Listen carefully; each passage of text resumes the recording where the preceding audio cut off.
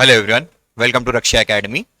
आज के हम लेक्चर में डिस्कस करने वाले हैं पेपर 1 पार्ट बी की यूनिट 5, जिसमें रिमोट सेंसिंग, जीआईएस और जीपीएस के टॉपिक्स दिए गए हैं। ये पूरी यूनिट जो है आज हम इसी लेक्चर में कंप्लीट करेंगे। तो यहाँ पे हमें पता होना चाहिए कि ये वाली जो यूनिट है ये 30 मार्क्स की रहेगी, जिसमें से 3 3 मार्कर, 2 5 मार्कर और 1 11 मार्कर आपको इन टॉपिक से देखने को मिलेगा। इसमें हमें क्या क्या दे रहा है कि जो हम बात करते हैं इसमें मेनली 3 टॉपिक्स हैं। 3 टॉपिक्स में क्या क्या दिया गया है? एक तो हमें रिमोट सेंसिंग पढ़ना है। रिमोट सेंसिंग के साथ में ही हमें क्या पढ़ना है, उसके प्रिंसिपल्स क्या हैं रिमोट सेंसिंग के, कि वो किस प्रिंसिपल पे वर्क करती है, इलेक्ट्रोमैग्नेटिक स्पेक्ट्रम क्या होता है, उसके कंपोनेंट्स क्या होते हैं, कि रिमोट सेंसिंग में किस तरह के कंपोनेंट्स लगे रहते हैं, कि कौन कौन सी स्टेजेस रहती हैं कि जिससे हम क्या करते हैं रिमोट सेंसिंग की पूरी प्रोसेस को फाइनल करते हैं। फिर टाइप्स ऑफ सैटेलाइट देखेंगे हम कि अभी तक किस किस सैटेलाइट को हमने लॉन्च किया है। इंडिजीनियस सैटेलाइट्स की हम बात करें, ठीक है, पहले जो है हम देखते हैं इंडियन रिमोट सेंसिंग सैटेलाइट्स जो आईआरएस सीरीज निकलती है वो हो गई, भास्कर, ये ऐसी सैटेलाइट्स हैं जो कि रिमोट सेंसिंग सैटेलाइट्स कहलाई जाती हैं। फिर हम देखते हैं फाइनल में कि एप्लीकेशन क्या होता है। तो आप यहां पे देखिए, ये वाला जो लेक्चर है ये आपके लिए काफी इंपॉर्टेंट रहेगा, क्योंकि आपको इसके अलावा कहीं पे भी नहीं भटकना पड़ेगा। आपको पूरा कंटेंट जो है वो हम इसी लेक्चर में प्रोवाइड करेंगे। इसके कोई पार्ट्स नहीं आने वाले हैं, ये पूरा फुल लेक्चर रहेगा जिसमें हम रिमोट सेंसिंग, जीआईएस और जीपीएस तीनों को अच्छे से कवर करेंगे। अब यहां पे आप देखिए, अगर मैं पहले क्वेश्चंस की बात करते हैं हम, तो रिमोट सेंसिंग से सबसे पहले क्वेश्चन क्या बन सकता है कि रिमोट सेंसिंग होती क्या है। फिर एक क्वेश्चन आ सकता है उसके प्रिंसिपल्स क्या है। डायरेक्टली जो कीवर्ड दिए हैं उन सब पे आपको क्वेश्चन एक्सपेक्ट कर सकते हो। अब 3 3 मार्कर हो गए। 3 3 मार्कर में आपको रिमोट सेंसिंग पूछ सकता है, उसकी सैटेलाइट कौन सी है वो पूछ सकता है, कब लॉन्च हुई थी ये पूछ सकता है, साथ में ही सेंसर क्या कहलाता है, ठीक है, थ्रटर्ड बलून क्या होते हैं, इस सारी तरह की जो सेंसर्स क्या होते हैं, कौन सा कैमरा लगाया जाता है, ये थोड़े टेक्निकल टर्म्स जो है वो आपको शॉर्ट आंसर में 3 मार्कर में देखने को मिलेंगे। फिर अगर हम बात करते हैं इलेक्ट्रोमैग्नेटिक स्पेक्ट्रम पे एक क्वेश्चन आ सकता है 5 मार्कर का, ठीक है। एप्लीकेशंस ऑफ रिमोट सेंसिंग पे पूरा 11 मार्कर आ सकता है कि आपको पूरी डिटेल में एप्लीकेशन समझानी है। फिर जीआईएस की बात करते हैं तो जीआईएस में हमें सिर्फ 2 सब टॉपिक्स पढ़ने हैं। कौन कौन से, कि जीआईएस पहले होता क्या है, वो टेक्नोलॉजी के बारे में देखेंगे, और फिर कंपोनेंट्स ऑफ जीआईएस और उसके एप्लीकेशंस को देखा जाता है। अब कंपोनेंट्स क्या होते हैं ये भी हम पूरा डिस्कस करेंगे। तो कंपोनेंट्स पे आपको 5 मार्कर और 11 मार्कर दोनों तरीके से बन सकता है। फिर उसके एप्लीकेशंस भी पूछे जा सकते हैं। फिर आता है क्या, ग्लोबल पोजीशनिंग सिस्टम। यहां पे आप देखोगे जीआईएस में यहां पे ग्लोबल इंफॉर्मेशन सिस्टम दिया रखा है, पर हकीकत में अगर हम बात करते हैं तो इसका फुल फॉर्म जो रहता है वो जियोग्राफिक इंफॉर्मेशन सिस्टम रहता है। तो शायद यहां पे उनसे गलती हुई है। फिर हम देखते हैं कि जीपीएस में हमें क्या पढ़ना है, उसके कॉन्सेप्ट पढ़ना है कि जीपीएस किस तरह से वर्क करता है, और साथ में ही उसके एप्लीकेशंस क्या हैं। तो ये जो है यूनिट आपकी काफी छोटी यूनिट है। आज हम इसको 2.5 से 3 घंटे की पूरी लेक्चर लेंगे, उसमें हम कंप्लीट करेंगे इसको। तो इसके अलावा आपको इंग्लिश मीडियम में कहीं पे भी जाने की जरूरत नहीं है। सबसे पहले अगर हम बात करते हैं तो रिमोट सेंसिंग से हम शुरुआत करेंगे। तो रिमोट सेंसिंग से अगर हम समझते हैं तो इसका मतलब क्या होता है। आपने अभी जो कुछ टाइम पहले जब इंडिया चाइना का कॉन्फ्लिक्ट हुआ था, तो आप देख रहे थे कि न्यूज वाले क्या दिखाते थे, पूरा आपको उस एरिया का पूरा दिखा देते थे कि यहाँ पे माउंटेन्स हैं, ये यहाँ पे इस फिंगर पे चाइनीज लोग आ चुके हैं, यहाँ पे इंडिया की आर्मी बैठी हुई है। तो वो क्या करते थे, पूरा आपको एक ज्योग्राफिकल एरिया दिखाते थे, जिसमें आपको क्या दिखता था, पूरा माउंटेन्स दिखते थे, रिवर्स दिखती थी, क्लिफ्स, पीक्स वगैरह दिखती थी, ठीक है, अलग अलग कलर से उसको शो किया जाता था। तो इसका मतलब एक पूरे ज्योग्राफिकल एरिया को हम क्या कर रहे हैं, पिक्चराइज कर रहे थे, और उसी की जितनी भी डिटेल है हम अपने हिसाब से गैदर कर सकते थे। तो इसी प्रोसेस को हम क्या बोलते हैं, रिमोट सेंसिंग बोला जाता है। अब आप जब देखते हैं जीपीएस की अगर बात करते हैं, तो जीपीएस में भी आप क्या करते हैं, अपने मोबाइल में देखते हैं। तो अगर आप सपोज कहीं पे किसी एड्रेस में अगर आप सर्च करते हैं तो आपको पूरा एक मैप खोल के दिख जाता है, ठीक है। अब मैप को आप क्या करेंगे और स्ट्रेच करते जाएंगे तो आपको उस पूरा एरिया की चीजें दिखने लगेंगी कि कहां पे कौन सी मेन बिल्डिंग है, कहां पे कोई ऑफिस है, कहां पे कोई बैंक है, ठीक है। तो ये सारा क्या है, एक पूरा ज्योग्राफिकल एरिया है, उसकी पूरी डिटेल हमें क्या मिल रही है, सैटेलाइट के थ्रू मिल रही है। तो ये जो प्रोसेस कहलाती है उसको रिमोट सेंसिंग बोलते हैं।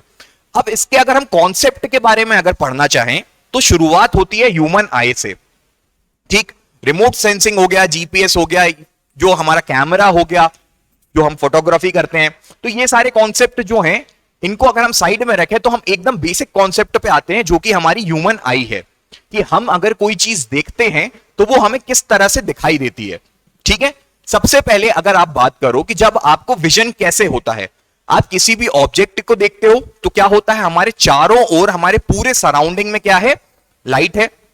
वो लाइट क्या करती है, ऑब्जेक्ट के ऊपर इंसिडेंट करती है, फिर वो ऑब्जेक्ट क्या करता है, इंसिडेंट लाइट को रिफ्लेक्ट कर देता है पूरे एटमॉस्फेयर में, और वही रिफ्लेक्टेड लाइट जो है वो हमारे आई पे इंसिडेंट होती है, तब जाके हमें वो ऑब्जेक्ट जो है वो दिखाई देता है।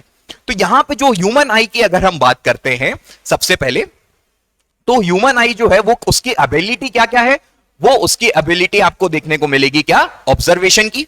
ठीक है, कि हम क्या करते हैं, अपनी ह्यूमन आई से ऑब्जर्वेशन करते हैं और फिर क्या करते हैं, रिकॉर्ड करते हैं इंफॉर्मेशन को। अगर आप अभी जो है इस लेक्चर को देख रहे हैं तो आपको सामने क्या दिख रहा होगा, आपको सामने मैं दिख रहा हूं, ये बोर्ड दिख रहा है, और बोर्ड में क्या दिख रहा है कि जो हमारा कंटेंट लिखा हुआ है। तो अब आपकी आंखों में हो क्या रहा है, ये जितने भी वर्ड्स हैं, ठीक है, या जो मैंने रेड कलर से हाईलाइट किया है, ये क्या हो रहा है, लाइट जो है इस पूरे एटमॉस्फेयर में वो इस पे इंसिडेंट कर रही है, और यहीं से ये जो ऑब्जेक्ट्स हैं ये क्या कर रहे हैं, उस लाइट को रिफ्लेक्ट कर रहे हैं, और ये रिफ्लेक्ट करके कहां जा रही है, आपके आईज में जा रही है, तभी आपको ये सब चीजें जो है वो विजिबल हो रही हैं। अब हमारी जो आई है उसका दो काम होता है, ऑब्जर्व करना और रिकॉर्ड करना। सेम काम किसका होता है, कैमरे का होता है। वो भी क्या करते हैं, वो भी कैमरा भी क्या करता है कि सामने वाले ऑब्जेक्ट पे क्या जो लाइट रहती है उस रेडिएशन को एब्जॉर्ब करता है, तभी क्या होती है, और जब वो रेडिएशन को एब्जॉर्ब कर लेता है फिर उसकी वो क्या करता है, प्रोसेस करके इमेज फॉर्म कर देता है। तो इसी प्रोसेस से अगर हम ये जो बेसिक कॉन्सेप्ट को सोचते हैं, यही आगे जाके हमें किसमें यूज आएगा, रिमोट सेंसिंग में यूज आएगा। You may also have noticed that photographic system utilizes the same principle of observation and recording. तो जो फोटोग्राफिक सिस्टम होते हैं वो सेम प्रिंसिपल पे वर्क करते हैं। ठीक है, अब यहां पे एक चीज और मैं बताता हूं, कलर कैसे डिफरेंस आता है। अगर यहां पे आप देख रहे हो तो लाइट तो यहां पे पूरी व्हाइट लाइट है, it's a mixture of colours of light. ठीक है, तो पर हमें कलर सेपरेशन कैसे दिख रहा है कि अगर ये पीछे वाला बोर्ड जो है वो व्हाइट है, मेरी शर्ट जो है वो ब्लू है, यहां पे आपको आई जो दिख रही है वो रेड है, इससे डिस्टिंग्विश कैसे कर पा रहे हैं, तो उसका भी जवाब मैं आपको देता हूं। सबसे पहले आप यहां पे देखिए कि जो हमारी ह्यूमन आई रहती है या फिर फोटोग्राफिक सिस्टम रहता है, वो क्या करते हैं, लाइट को रिस्पॉन्ड करते हैं। ठीक है, फिर क्या होता है कि वो रिस्पॉन्ड करते हैं, और यही प्रिंसिपल जो है हमें रिमोट सेंसिंग में यूज किया जाता है। रिमोट सेंसिंग का मतलब होता है कि हम किसी भी एक अच्छी खासी हाइट से किसी एक ज्योग्राफिकल एरिया का क्या करें, ऑब्जर्वेशन करें, बिना उसको टच किए फिजिकली। ठीक है, अब होता क्या है, सबसे पहले अगर आप यहां पे समझो कि ह्यूमन आई अगर हम देखें तो ह्यूमन आई में सबसे पहले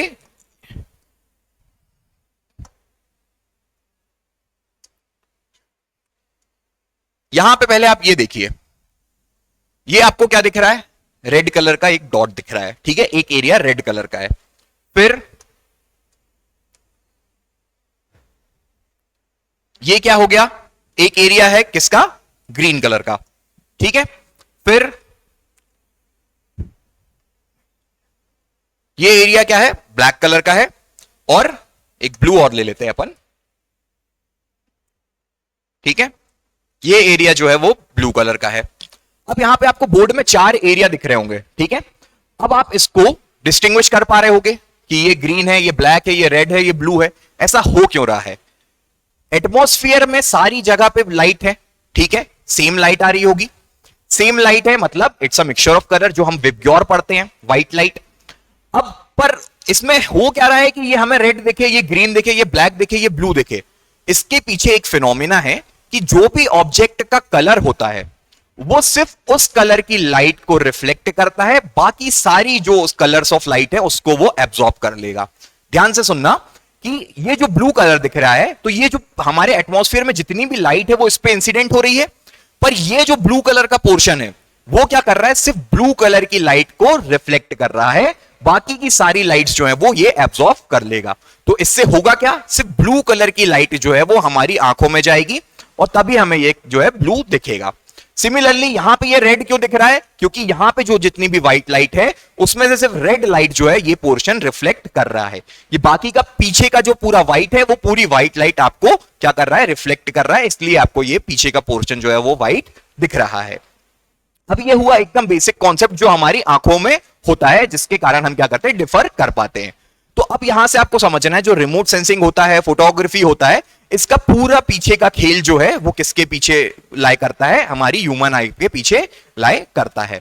इसका मतलब कि जो हमारी रिफ्लेक्टेड रेज है उनका इंपॉर्टेंस बहुत ज्यादा है, क्योंकि अगर हम उसको देख रहे हैं, क्योंकि हम एब्जॉर्ब क्या कर रहे हैं? हम एब्जॉर्ब तो रेडिएशन ही कर रहे हैं, तभी हम क्या कर रहे हैं? चीजों को देख पा रहे हैं और उनके कलर को डिफरेंस कर पा रहे हैं।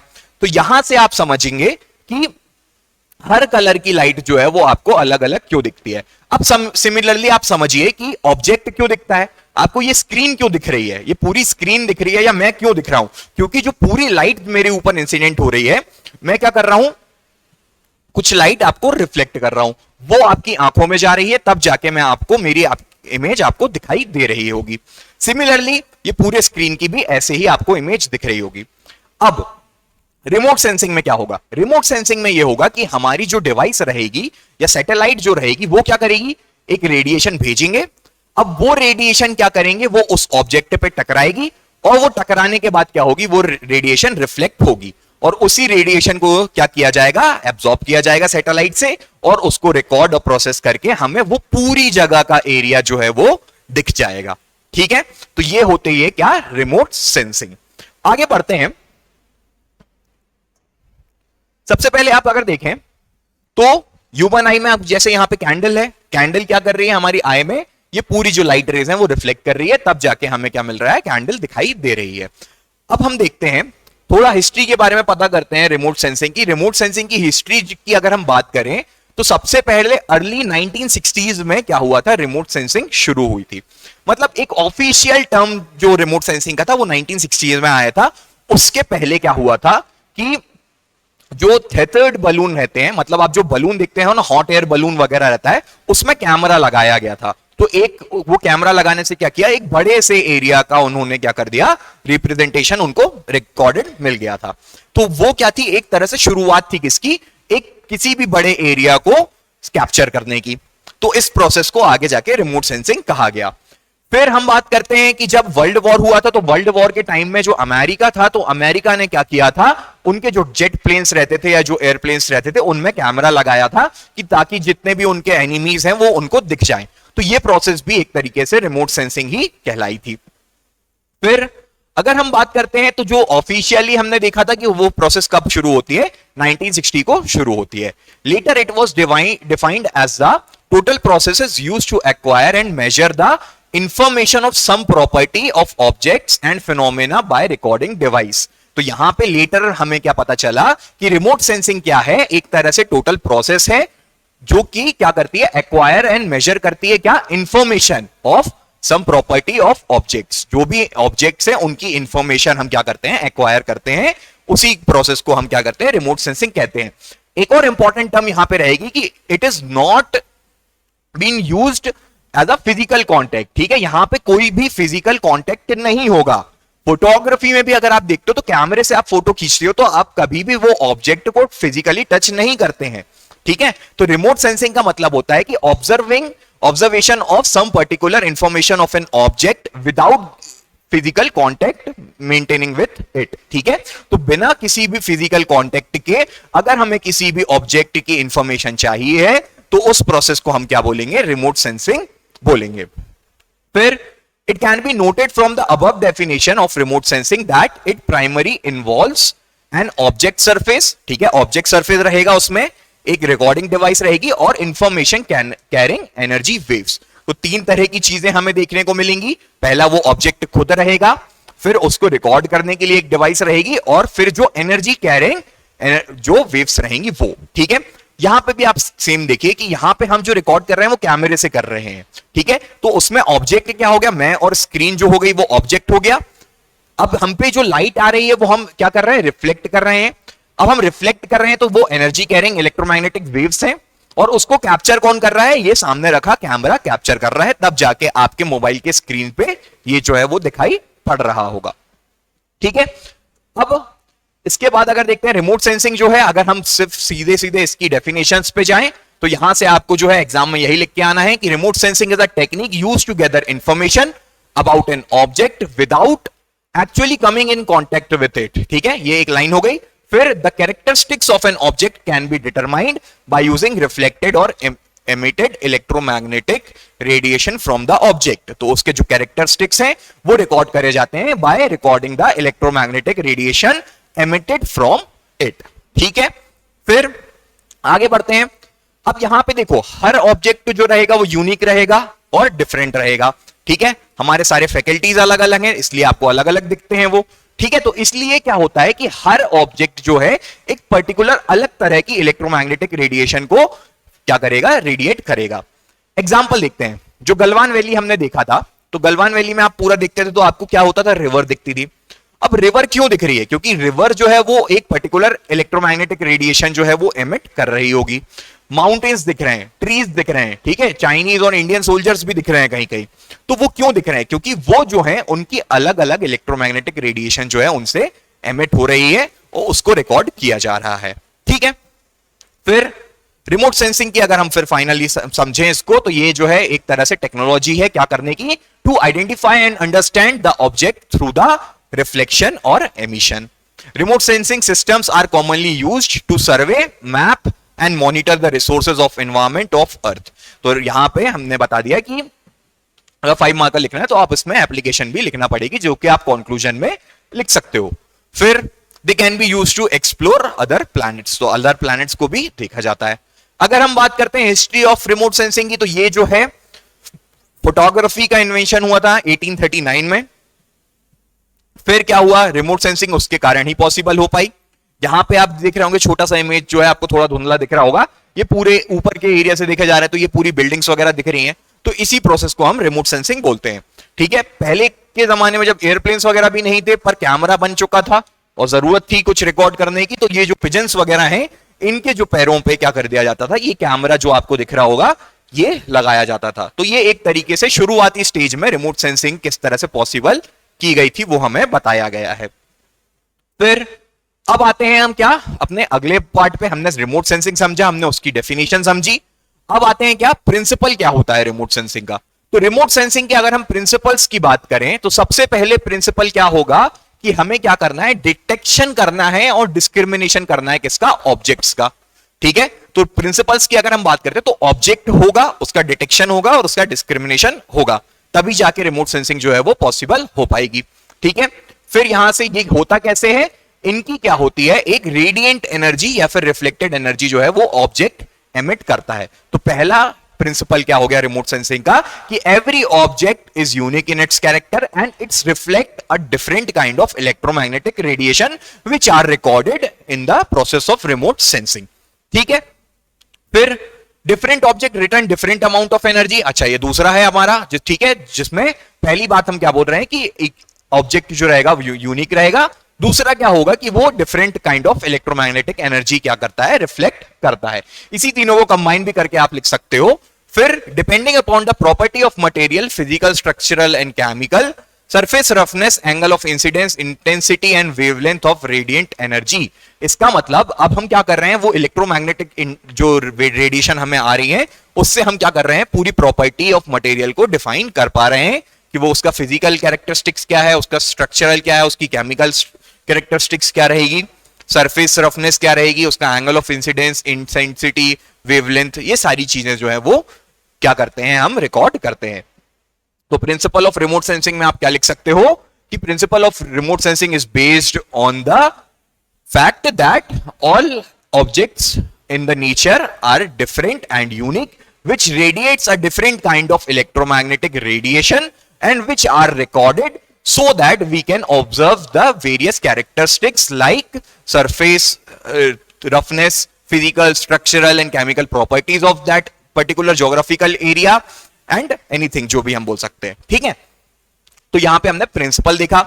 अब आते हैं सबसे ज्यादा इंपॉर्टेंट जो है कि कंपोनेंट्स ऑफ रिमोट सेंसिंग। तो कंपोनेंट्स ऑफ रिमोट सेंसिंग एक तरह से आप ये समझिए कि कितनी तरह की स्टेजेस होती हैं रिमोट सेंसिंग को पॉसिबल बनाने के लिए। ठीक है, अब यहां पे कंपोनेंट्स को अगर हम देखें रिमोट सेंसिंग के, तो यहां पे आप समझिए 7 तरह के कंपोनेंट्स रहेंगे, या फिर हम उनको स्टेजेस की भी बात कर सकते हैं। तो स्टेजेस में भी ये जो है दोनों तरह के सेम है, मतलब 2 तरह के कंटेंट हमने दिए हैं आपको कि यहां पे आपको अगर ऊपर वाला अच्छा लग रहा है, देखो लिखा दोनों सेम है, ठीक है, पर आपको ऊपर वाला अगर सही लग रहा है या नीचे वाला सही लग रहा है, दोनों चीज सेम है। ठीक है, थोड़ी सी क्या होगा, लैंग्वेज का डिफरेंस यहां पे आएगा। सबसे पहले कंपोनेंट्स में देखते हैं तो क्या होगा, एनर्जी सोर्स होगा या फिर इल्यूमिनेशन। एनर्जी सोर्सेज या इल्यूमिनेशन का मतलब होगा जो हमारे एटमॉस्फेयर में पूरी लाइट आ रही है। अब लाइट होगी तभी तो वो ऑब्जेक्ट पे इंसिडेंट करेगी ना, तो सबसे पहली बेसिक स्टेज होगी वो क्या होगी, एनर्जी सोर्स होगी। अगर हम यहां पे ही देखते हैं तो अगर बाहर आप देखोगे तो हमारे लिए लाइट सोर्स क्या हो जाएगा, सन हो जाएगा, तो उससे हमें लाइट मिल रही है, ठीक है। फिर रेडिएशन, अब जो लाइट रे है वो रेडिएट कर रही होगी, वो रेडिएशन होगी, वो सेकेंड स्टेज हो गई। अब क्या हो रहा है, हमारा जो ऑब्जेक्ट है, जो हमारा टारगेट है, उससे इंटरैक्शन, तो थर्ड स्टेज क्या हो जाएगी, interaction with the target. Fourth क्या रहेगी, recording of energy by the sensor. अब जो ऑब्जेक्ट है वो क्या करेगा, रेडिएट करेगा उस एनर्जी को, वो एनर्जी जो रेडिएटेड फॉर्म में है वो क्या करेगा, रिकॉर्ड करा जाएगा। कौन करेगा उसको रिकॉर्ड, हमारा सेंसर रिकॉर्ड करेगा उसको, ठीक है। फिर ट्रांसमिशन, रिसेप्शन एंड प्रोसेसिंग। अब जब सेंसर ने उसको रिकॉर्ड कर लिया है तो वो सेंसर क्या करेगा, उसका अलग आगे की एक स्टेज होगी जो कि उसको क्या करेगी, ट्रांसमिट करेगी, रिसेप्ट करेगी और उसकी प्रोसेसिंग होगी। अब वो जो इंफॉर्मेशन गैदर हो गई है उसका क्या होगा, इंटरप्रिटेशन होगा और एप्लीकेशन होगा, साथ में ही एनालिसिस किया जाएगा और लास्ट में एक स्टेज रहेगी एप्लीकेशन की। तो इतनी तरह की 7 स्टेजेस रहेंगी क्या, या जो हम बोल सकते हैं 7 कंपोनेंट्स रहेंगे किसके, रिमोट सेंसिंग के। अब आगे देखिए यहां पे कि अगर हम बात करते हैं तो सबसे पहले सोर्स हो जाएगी, ठीक है, सोर्स हो जाएगी सन की एमिशन की, फिर ट्रांसमिट होगी एनर्जी, फिर इंटरेक्शन होगा, फिर प्रोपोगेशन हो रहा है एमिटेड एनर्जी का, फिर डिटेक्ट करा जाएगा, फिर कन्वर्जन करेंगे, एक्सट्रैक्शन करेंगे किसका, इंफॉर्मेशन का, और फाइनली हम क्या करेंगे, उसको मैप या टेबुलर फॉर्म में रिप्रेजेंट कर देंगे, ठीक है। अब आप यहां पे एक चीज और देखते हैं कि बिहार में बाढ़ आती है खूब, ठीक है, बिहार में बाढ़ आती है तो एक समय ऐसा आता है कि जब क्या होता है, हेलीकॉप्टर्स वगैरह से जो हमारे मंत्री लोग हैं वो जाते हैं देखने के लिए, तो उसका फायदा क्या होता है, क्यों जाते हैं, वो नाव से भी जाके देख सकते हैं, ठीक है। तो अगर आप ऑब्जेक्ट के जितने ज्यादा करीब रहोगे तो आपको उतनी कम इंफॉर्मेशन उससे मिलेगी। आप अभी भी देखते हैं अगर कोई एक बड़ी बिल्डिंग है आपके आसपास तो आप उसकी हाइट पे जाते हो तो आपको एक पूरा वाइड या लार्ज एंगल जो है आपको पूरी जगह का देखने को मिलता है, ठीक है। तो आप यहां से बता सकते हैं कि हाँ ये वाली यहाँ कॉलोनी है, ये बिल्डिंग ये है, यहाँ पे ये रहता है, जितनी आपके पास में इंफॉर्मेशन है आप पहले क्या करते हो, उस पूरे एरिया को देखते हो और उसका एनालिसिस करते हो।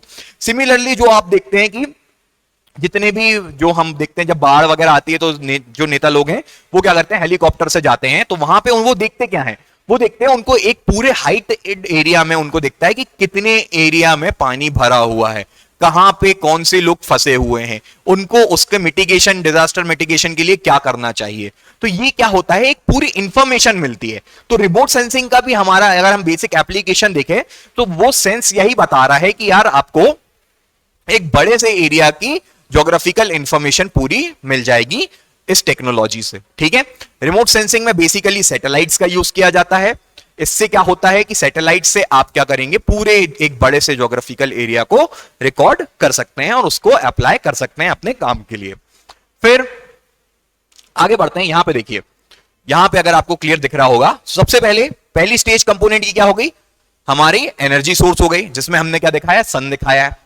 अब ये सन की जो सेकेंड सोर्स हो जाएगी क्या, उसका रेडिएशन, ठीक है, हाँ उसका रेडिएशन आएगा, मतलब ये जो सन से सोर्स आ रही है ये हर जगह फैलेगी। अब यहां पे क्या हो रहा है, ये अर्थ में देख रहे हैं, यहां पे ये बिल्डिंग्स हैं, यहां ट्री है, ठीक है, तो ये जो क्या है ये रेडिएट करेंगे, ये रेडिएशन जाएंगी कहां पे, हमारे फोर्थ स्टेज पे, सैटेलाइट पे। सैटेलाइट पे ये गई, सैटेलाइट से क्या आ जाएगा, सैटेलाइट में ये रिकॉर्ड होगी, सैटेलाइट से जब इंफॉर्मेशन रिकॉर्ड हो जाएगी वो कहां पे आ जाएगी, हमारे एंटेना में आ जाएगी, जो हमारा रिसीवर रहेगा। अब क्या होगा, यहां पे जो आदमी रहेगा या जो कंप्यूटर एनालिस्ट वगैरह रहेंगे वो क्या करेंगे, उस कलेक्टेड डेटा का एनालिसिस करेंगे और उसको प्रोसेस करेंगे। वो प्रोसेस करने के बाद में ये जो है आपको कुछ इस तरीके का ज्योग्राफिकल एरिया सैटेलाइट से देखने को मिलेगा। हमें क्या दिख रहा है, हमें सिर्फ यहां पे कम एरिया दिखता है, हम अपनी ह्यूमन आई से भी कहां तक देख सकते हैं, जो हमें पास में दिखता है फिर वो हिंडर हो जाता है, पर अगर हम एक हाइट पे जाते हैं तो हमें बहुत सारी चीजें देखने को मिलती हैं। तो यही जो इंफॉर्मेशन है वो आपको कुछ इस तरह से मैप की तरह दिखाई दे देगी, ठीक है। फिर अब हम एक एक क्या करते हैं, एक एक कंपोनेंट को अच्छे से समझते हैं, क्योंकि बात ऐसी है कि ये समझने के लिए तो बहुत इजी टॉपिक है, पर थोड़ा हमें लिखना भी पड़ेगा, तो उसके लिए भी कंटेंट आपको जरूरी रहेगा। और जैसा कि हमने बोला है कि आपको सिर्फ इस पे ही आप डिपेंड होके जा सकते हो, आपको कोई दिक्कत नहीं है। मतलब बेसिकली होता क्या है कि हम क्या करते हैं, अलग अलग सोर्सेस से जितने भी फैकल्टीज हैं जो भी पढ़ाते हैं वो क्या करते हैं, अलग अलग सोर्सेस से अपना एक पर्टिकुलर कंटेंट बनाते हैं। तो इससे आपको क्या फायदा होता है, अगर आप कोर्स लेते हैं या जो आप देखते हैं ये वीडियो, उससे आपको ये फायदा होता है कि आपको खुद नहीं भटकना पड़ता उस कंटेंट के लिए। ठीक है, ये जो आपकी मेहनत है वो कोई दूसरा करके दे रहा है, आपको सिर्फ उसको अच्छे से समझना है और अच्छे से पढ़ के एग्जाम में लिख के आना है। ठीक है, इसी के लिए जो है आप लोग लेक्चर देखते हैं, वरना अगर सारा कंटेंट जो है आपको खुद ही बनाना पड़ गया तो उसमें आपका टाइम जो है वो वेस्ट होगा। ठीक, आगे बढ़ते हैं। कंपोनेंट्स को अगर हम देखते हैं तो सबसे पहले क्या है, सोर्स ऑफ एनर्जी की बात करते हैं। तो सोर्स ऑफ एनर्जी हमारी पहली स्टेज हो गई, उसमें हम सन को इंपॉर्टेंट सोर्स बता सकते हैं रिमोट सेंसिंग के लिए, क्योंकि रिमोट सेंसिंग में हम अलग से कोई सोर्स नहीं दे रहे हैं। अगर हम बोल रहे हैं कि ये सैटेलाइट जो है वो सपोज इस पूरे इंदौर के एरिया को कवर करेगी, तो उसके लिए सैटेलाइट कोई एक सोर्स नहीं भेज रहा है, वो सनलाइट का ही यूज कर रहा है, इसलिए हम यहां पे रिमोट सेंसिंग में सन को as a source of light बताते हैं। फिर इसको आर्टिफिशियली भी जनरेट कर सकते हैं और कलेक्ट कर सकते हैं इंफॉर्मेशन को। ठीक है, जैसे हम रेडार वगैरह की बात करते हैं तो रेडार से क्या होता है कि जो हम जो एमिशन करते हैं, वो जो रेडिएशन जाती है, रेडियो वेव्स जाती है, उन्हीं को कलेक्ट किया जाता है। ठीक है, अगर हम रिमोट सेंसिंग में बात करें तो अगर हम सन से लेते हैं तो सन की लाइट को हम यूज करके रिकॉर्ड करते हैं, पर अगर रेडार की बात करते हैं तो जो रेडियो वेव्स रहती हैं उनको क्या किया जाता है, भेजा जाता है, और साथ में ही उसके बाद में उनको रिफ्लेक्ट होकर आती हैं तो उनको एब्सॉर्ब किया जाता है। फिर अब सेकंड क्या था पोर्शन, ट्रांसमिशन ऑफ एनर्जी का था। तो ट्रांसमिशन ऑफ एनर्जी में आप यहां पे देखेंगे कि ट्रांसमिशन कैसे होता है। तो ट्रांसमिशन होता है एनर्जी का in the form of electromagnetic radiation. तो जो हमारा रिमोट सेंसिंग का सेकंड पोर्शन में पॉइंट लिखा है प्रिंसिपल के बाद में, वो क्या लिखा है, इलेक्ट्रोमैग्नेटिक रेडिएशन का लिखा गया है। तो वही जो है हम आपको इसी लेक्चर के बीचों बीच में पढ़ा सकते हैं। ठीक है, तो यहां पे आप देखो ट्रांसमिशन ऑफ एनर्जी की अगर हम बात करते हैं तो जो एनर्जी रहती है वो किसके फॉर्म में ट्रेवल करती है, जो लाइट एनर्जी रहेगी वो इलेक्ट्रोमैग्नेटिक रेडिएशन रहती है। अब इलेक्ट्रोमैग्नेटिक रेडिएशन का क्या मतलब होता है कि यहां पे इलेक्ट्रोमैग्नेटिक मतलब इलेक्ट्रिक और मैग्नेटिक दोनों रेडिएशन रहेंगी साथ में, और ये जो है आपस में 90 डिग्री परपेंडिकुलर रहती हैं ईच अदर के। ठीक है, पर हमें इतना ज्यादा नहीं पढ़ना है, हमें सिर्फ यहां पे ये पढ़ना है कि उसके वेरिएशन या फिर जो इलेक्ट्रोमैग्नेटिक स्पेक्ट्रम होता है उसमें आपको क्या क्या देखने को मिलेगा। तो जो इलेक्ट्रोमैग्नेटिक स्पेक्ट्रम रहेगा वो क्या रहेगा, उसमें गामा रेज रहेंगी, एक्स रेज रहेंगी, अल्ट्रावायलेट रेज रहेंगी, ठीक है, विजिबल रेज रहेंगी, इंफ्रारेड, माइक्रोवेव्स और रेडियो वेव्स रहेंगी। इस पूरी रेज का जो एक स्पेक्ट्रम बनता है उसको हम क्या बोलते हैं, इलेक्ट्रोमैग्नेटिक स्पेक्ट्रम बोलते हैं। और इसी का यूज क्या किया जाता है, रिमोट सेंसिंग में किया जाता है। चलिए यहां पे देखिए, अब ये जो लाइट है या ये जो वेव्स हैं वो डिफर कैसे करती हैं, ये डिफर करती हैं अपनी फ्रीक्वेंसी में और क्या करती हैं, अपनी वेवलेंथ में इनकी डिफरेंस होता है। मतलब अगर हम बात करें तो ये जो शॉर्ट वेव्स हो गई, एफएम वेव्स हो गई, रेडार की मतलब जो रेडियो वेव्स हो गई, इंफ्रारेड वेव्स हो गई, ठीक है, विजिबल रेज हो गई, गामा रेज, एक्स रेज, ये इनमें होता क्या है, ये जो है अपनी फ्रीक्वेंसी और वेवलेंथ से डिफर करती है। फिर विजिबल लाइट को देखते हैं तो विजिबल लाइट में आपको विबग्योर देखने को मिलेगा, वॉयलेट, इंडिगो, ठीक है, ग्रीन। अब यहां पे अगर हम वेवलेंथ की बात करें तो हमने देखा था कि प्री में क्वेश्चन भी आया था, प्री में इस बार क्वेश्चन आया था वेवलेंथ के ऊपर, ठीक है, वेवलेंथ के ऊपर आया था विजिबल लाइट की। तो यहां से आपको ये जो है इस तरीके का इलेक्ट्रोमैग्नेटिक रेडिएशन जो है या फिर स्पेक्ट्रम जो है वो आपको बता के दिखाना पड़ेगा। ठीक है, सबसे पहले रेडियो वेव्स की बात करते हैं तो रेडियो वेव्स की फ्रीक्वेंसी जो है सबसे ज्यादा है।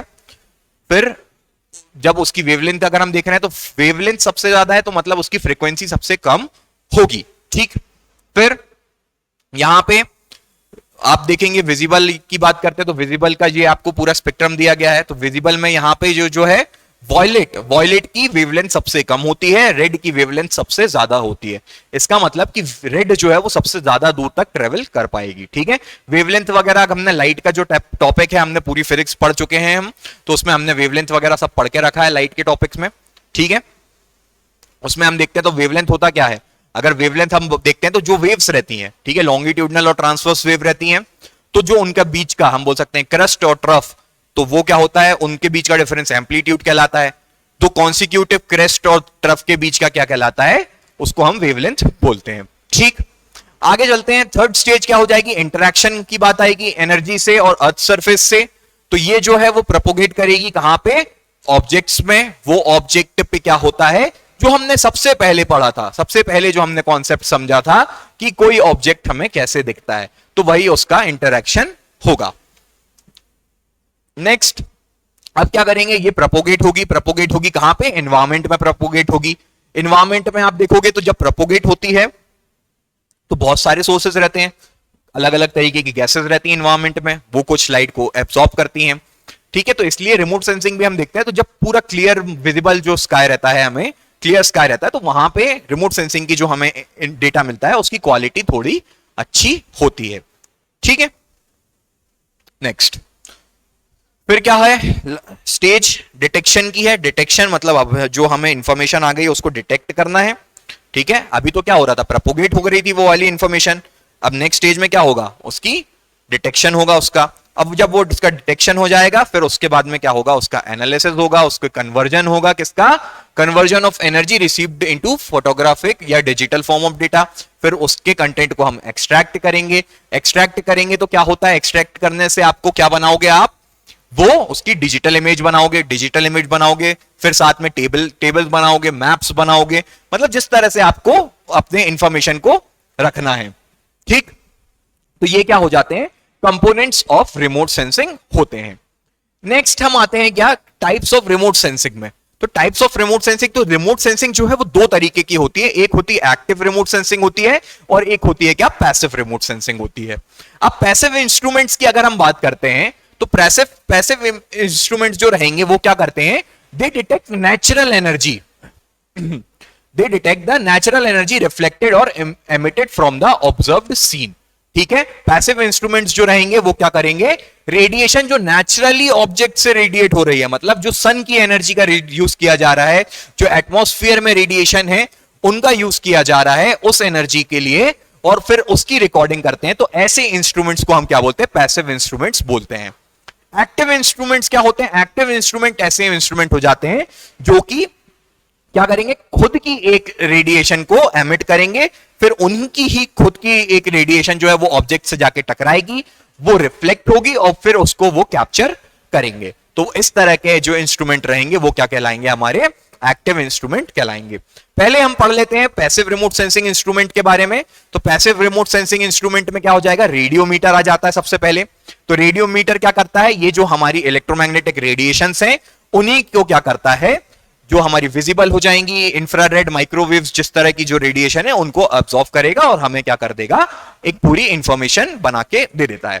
फिर इमेजिंग रेडियोमीटर भी होता है, इसमें थोड़ी सी फर्क आ जाता है उसके डायमेंशंस में, उसके पिक्सल्स की बात करते हैं, जो हम फोटोज में देखते हैं पिक्सल्स हमें बताया जाता है, जो उसका रेजोल्यूशन होता है। ठीक है, फिर स्कैनिंग वगैरह जो है वो इससे परफॉर्म कर सकते हैं।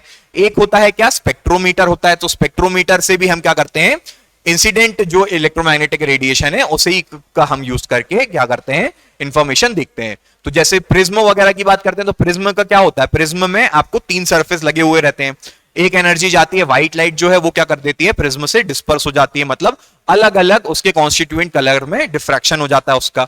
ठीक है, तो इस तरह से जो पूरा उसका जो रेडिएशन वो पूरा बिखर जाता है, उसको वो कैप्चर करता है स्पेक्ट्रोमीटर। फिर एक और क्या रहता है, स्पेक्ट्रो रेडियोमीटर कहलाता है, जिसमें स्पेक्ट्रोमीटर और रेडियोमीटर दोनों के कॉम्बिनेशंस को बना के जो है उसका एप्लीकेशन देखा जाता है। फिर नेक्स्ट आते हैं किसमें, एक्टिव रेडियो रिमोट सेंसिंग में। एक्टिव रेडियो रिमोट सेंसिंग में क्या होता है, जो मैंने आपको बताया कि ऐसे इंस्ट्रूमेंट जो खुद की एक इलेक्ट्रोमैग्नेटिक रेडिएशन को क्या करेंगे, एमिट करेंगे, और वो रिफ्लेक्ट होकर ऑब्जेक्ट से आएगी और वो उसको एब्सॉर्ब करेंगे। सबसे पहला जो है वो आता है क्या, रेडार। रेडार मतलब रेडियो डिटेक्शन एंड रेंजिंग। ठीक है, 3 मार्कर में भी आ सकता है, याद रखना।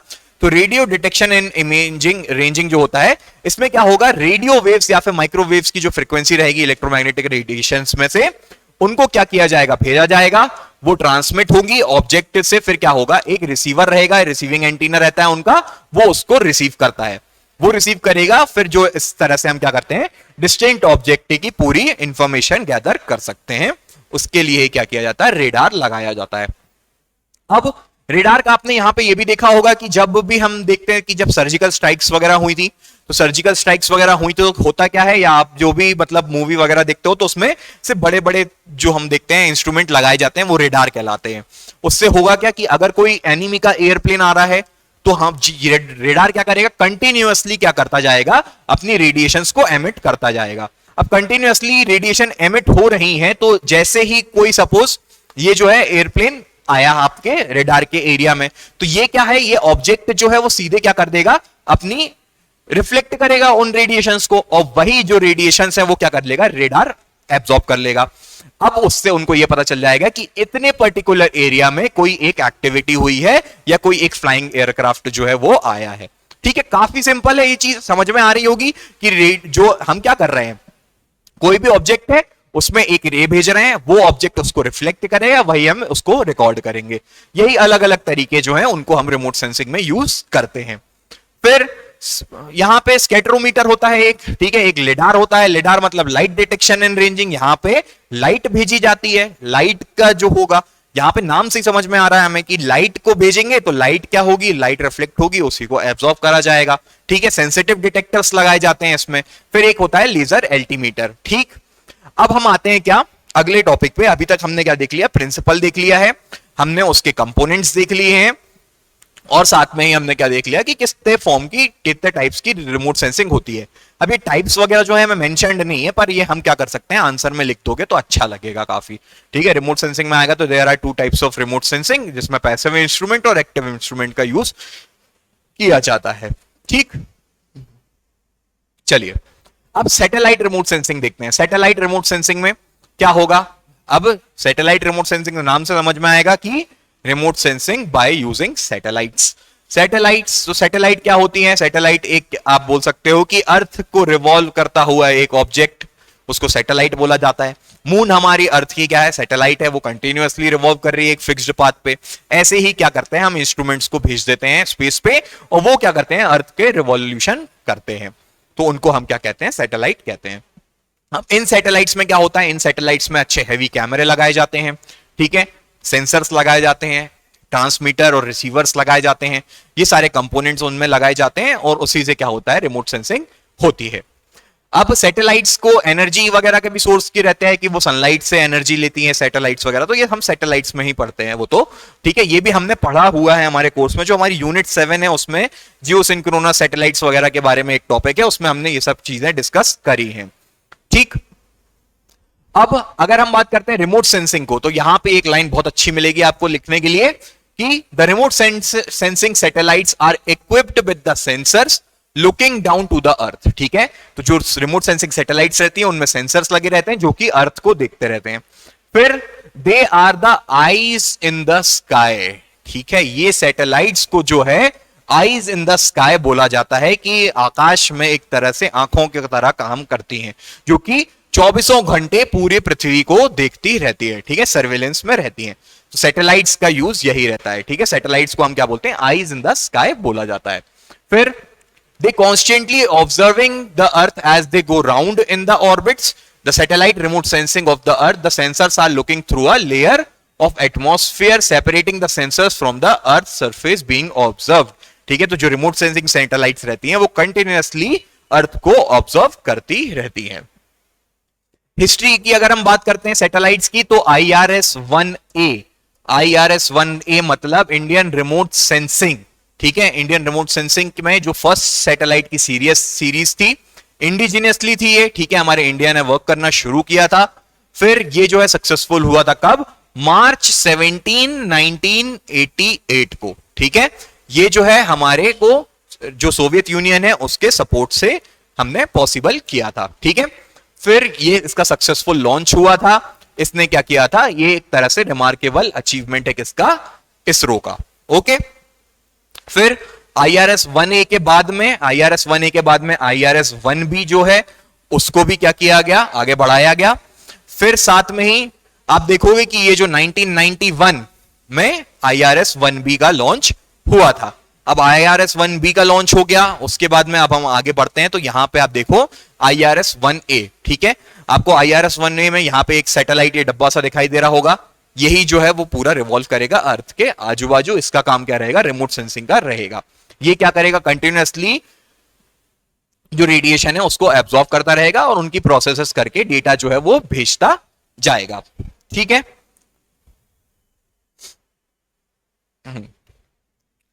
अब यहां पे देखिए कि ये इसका लॉन्च कब हुआ था, मार्च 17 को हुआ था 1988 को। ठीक है। यहाँ पे बीकानेर कॉस्मोड्रोम जो है लॉन्च साइट थी इसकी। लॉन्च व्हीकल जो है उसको वोस्टॉक बोला गया था। लॉन्च व्हीकल मतलब क्या होता है, लॉन्च व्हीकल एक पूरी सैटेलाइट को कैरी करने के लिए जो एयरक्राफ्ट ऊपर तक जाता है उसको लॉन्च व्हीकल बोला जाता है। फिर ऑर्बिट की बात करें तो ऑर्बिट क्या है, 904 किलोमीटर। तो जो अर्थ से ऊपर 904 किलोमीटर की एक पूरी ऑर्बिट रहेगी। फिर इसका इंक्लाइनेशन वगैरह दिया गया, ये इतना हमें इंपॉर्टेंट नहीं है। अब हम आते हैं क्या IRS-1B पे। तो IRS-1B जो है उसका लॉन्च कब हुआ था, अगस्त 29 1991 को हुआ था। ठीक है। इसका जो मिशन है उसका नाम क्या था, ऑपरेशनल रिमोट सेंसिंग इसका मिशन का नाम था। इसका वेट जो था 975 kg था। ठीक है। काफी हैवी रहती है, देखने में हमें एक से बॉक्स जैसा दिखाई दे रहा है वो। बाकी इतना पेलोड वगैरह अपने को समझने का जरूरी नहीं है। फिर IRS-1C भी लॉन्च किया है हमने। ये कब हुआ था, दिसंबर 28 1995 को किया था। अब सबसे इंपॉर्टेंट यहां पे आपको 3 मार्कर में भी देखने को मिलेगा जिसका नाम क्या है, भास्कर। तो भास्कर 1 और भास्कर 2 जो है रिमोट सेंसिंग सैटेलाइट्स थे हमारे इंडिया के, जो कि हमने इंडिया में ही बिल्ड किए थे और किसी दूसरे की हेल्प नहीं ली थी। ठीक है। तो ये काफी बड़ी बात थी। इसके पहले जो है हमने बाकी की IRS-1 सीरीज में सोवियत यूनियन का मदद ली थी, पर यहां पे ये जो है हमारे इसरो ने खुद ही किया था ये। ठीक है। इसको अगर हम देखते हैं तो IRS जो भास्कर की हम बात कर रहे हैं, भास्कर जो है वो यहां पे उसका पेलोड में आपको क्या क्या देखने को मिलेगा। पेलोड मतलब जो होता है सैटेलाइट में जितना भी लोड जो है वो कैरी कर रहा है उसको पेलोड किया जाता है। इसमें आपको टीवी कैमरास देखने को मिलेंगे, माइक्रोवेव के जो 3 बैंड रेडियोमीटर्स हैं वो सारे देखने को मिलेंगे। इसका लॉन्च कब हुआ था, इसका लॉन्च हुआ था जून 07 1979। ठीक है। इसकी ये जो सोर्स है इसरो की ऑफिशियल साइट से निकाली गई है। तो यहां पे आप टेंशन मत लीजिए कि यहां पे कुछ डेट्स वगैरह का मिसमैच नहीं होगा। ठीक है। ये यहां पे आपको सिर्फ इतना ही देखना है, बाकी सब आपको सिर्फ दिया गया है कि थोड़ा अच्छा लगे देखने में। ठीक है। फिर आगे बढ़ते हैं। ऑर्बिटल लाइफ इसकी 10 साल थी, 1989 में फिर से री एंटर किया गया। फिर भास्कर 2, अब भास्कर 1 जब हमारा सक्सेसफुल हो गया था तो उसके बाद में हम क्या किया, भास्कर 2 का लॉन्च किया गया। तो भास्कर 2 भी क्या है, एक हमारी रिमोट सेंसिंग सैटेलाइट है। अब भास्कर 2 को भी क्या करोगे आप, उसको मेनली जो है हाइड्रोलॉजी वगैरह के एप्लीकेशन में, हाइड्रोलॉजी हो गया, फॉरेस्ट्री हो गया, जियोलॉजी हो गया, इन सब के लिए जो कैमरास थे उसके लिए भेजा गया था कि हमें कंटिन्यूअसली हमारे जो वाटर है उसमें बताते हैं। अब जैसे देखो ओशियन रहता है, ओशियन में कंटिन्यूअसली टेम्परेचर का डिफरेंस आता रहता है, तो क्या होता है वेव्स वगैरह अलग अलग होती है, तो इन सबको कंटिन्यूअसली ऑब्जर्व किया जाता है। ठीक है। अगर आप देखते हो कि जैसे ऑस्ट्रेलिया में देखते हैं कि एकदम से बहुत ज्यादा बड़े एरिया में फॉरेस्ट फायर हो गई, तो डायरेक्टली हमें सैटेलाइट से सीधे इंफॉर्मेशन आ जाएगी कि यार इतने एरिया में कुछ अलग से एक्टिविटी दिखाई दे रही है, और फिर उसको ऑब्जर्व करेंगे तो पता चलता है कि यार फॉरेस्ट फायर है जो कि हजारों या मतलब कितने भी किलोमीटर में लग चुकी है। ठीक है। तो इसके कारण क्या होता है, हमें कंटिन्यूअसली पूरा पता रहता है। अगर आप ऑस्ट्रेलिया के सपोज बॉटम साइड में रह रहे हो और ऊपर साइड के एरिया में फॉरेस्ट फायर हो गया है और आपके ऊपर जिम्मेदारी है इन सब की, तो आपको पता कब लगेगा, जब कोई दौड़ के आएगा तब तो पता लगेगा नहीं। इसलिए यहां पे ये सिस्टम्स लगाए जाते हैं ताकि जो हम ह्यूमैनिटी या जो हमारा एटमॉस्फेयर है, मैनकाइंड है, इसकी क्या कर पाए, रक्षा कर पाए एक तरीके से।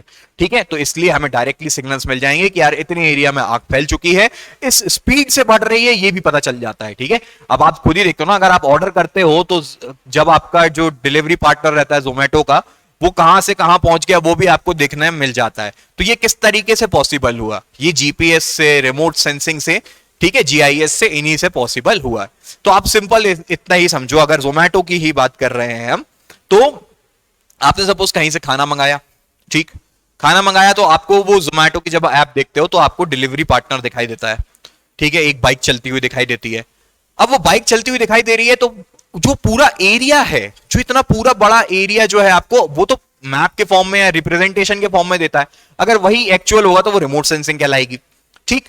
अब वो जो आपका साथ में जा रहा है, जो आदमी यहां से वहां जा रहा है, वो आपको दिख रहा है, वो कितनी स्पीड से ट्रेवल कर रहा है, कितना टाइम लगेगा उसको आने में, वो कौन सी गली में मुड़ रहा है, ये आपको पता चलता है। इस चीज को हम क्या बोलते हैं, जीपीएस बोलते हैं। ठीक है। Global positioning system. इसमें हमें क्या मिल रहा है, उस आदमी की पोजीशन पता चल रही है। अब जीआईएस क्या होता है, यहां पे जब आप वो पूरा एरिया देखते हो, उसमें आपको गलियां दिखती हैं, ठीक है, आपको कोई बिल्डिंग दिखती है, मैकडोनल्ड्स का दिखता है, एसबीआई का एटीएम दिखता है, ये पूरे ज्योग्राफिकल एरिया की जितनी इंफॉर्मेशन है वो किससे पॉसिबल हुई? वो पॉसिबल होती है जीआईएस से, मतलब ज्योग्राफिकल इंफॉर्मेशन सिस्टम। पूरे एक ज्योग्राफिकल एरिया की जितनी इंफॉर्मेशन है उसको एक कलेक्टिव फॉर्म में बैठा के एक पिक्चर के फॉर्म में देना, वो जीआईएस की टेक्निक का यूज किया जाता है। ठीक है, ये तीनों चीज समझी हमने। फिर आगे बढ़ते हैं यहां पे, तो यहां से आप देखेंगे कि 20 नवंबर 1981 को भास्कर 2 लॉन्च किया गया था। ठीक है, यहां पे डेट आप यूज कर लीजिएगा, बस इतना ही आपको काम का रहेगा, बाकी चलेगा। लास्ट हम आते हैं क्या, अपने एप्लीकेशन पे। रिमोट सेंसिंग के बारे में हमने आज काफी कुछ समझ लिया है। ठीक है, इसमें से आपको 3 मार्कर भी बन जाएंगे। 3 मार्कर के साथ में ही हमने क्या पढ़ लिया, उसका प्रिंसिपल क्या होता है, इलेक्ट्रोमैग्नेटिक स्पेक्ट्रम क्या होता है, हमें दिखता कैसे है, हमने ये भी समझा, कंपोनेंट्स क्या होते हैं, टाइप्स क्या होती है सैटेलाइट की, और हमने एप्लीकेशन देखते हैं। एप्लीकेशन पे आते हैं, चलो।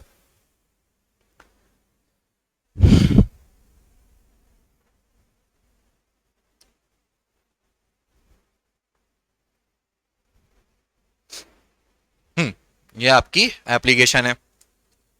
चलो, एप्लीकेशन में सबसे पहली एप्लीकेशन क्या है, जियोलॉजी की। ये अलग अलग एप्लीकेशन दी गई है। ठीक है, मैंने साथ में ही जो उनके हमारे एक पर्टिकुलर फील्ड जो है जियोलॉजी, हाइड्रोलॉजी, इन सब की फील्ड भी दे दी है, और पर्टिकुलर जो उसकी यूज है वो भी बता दिया है। तो जियोलॉजी की अगर हम बात करें तो जियोलॉजिकल मैपिंग, ठीक है, अर्थ के एक पूरे पोर्शन में। जियोलॉजी की भी हमारी पूरी यूनिट कंप्लीट है। ठीक है, वो भी आपने लेक्चर पढ़ लिए होंगे। साथ में ही ये जो जियोलॉजी की वो आपको यूट्यूब पे भी पूरी अवेलेबल है। तो मतलब जो एप्लीकेशन में ये लेक्चर जाएगा उनको तो एप्लीकेशन में है ही, यूट्यूब पे भी जियोलॉजी जो है वो पूरी पढ़ाई है कंप्लीट। ठीक है, तो वो आप जाके देख सकते हो। जियोलॉजी मतलब स्टडी ऑफ अर्थ, कहां पे कौन सा मिनरल है, तो ये भी हम ऊपर से देख सकते हैं। ठीक है, कोई एक सेंसर लगा दिया जो क्या कर रहा है, एल्यूमिनियम ही डिटेक्ट कर रहा है, तो वहां से हमें पता चल जाएगा इस एरिया में ज्यादातर दिख रहा है। ठीक है, जो आप देखते होंगे कि एक वो आपकी क्या होता है, दिवाली के टाइम पे एक इमेज वायरल होती है कि नासा वालों ने फोटो खींच के भेजा है, हमारे इंडिया जगमगा रहा है पूरा।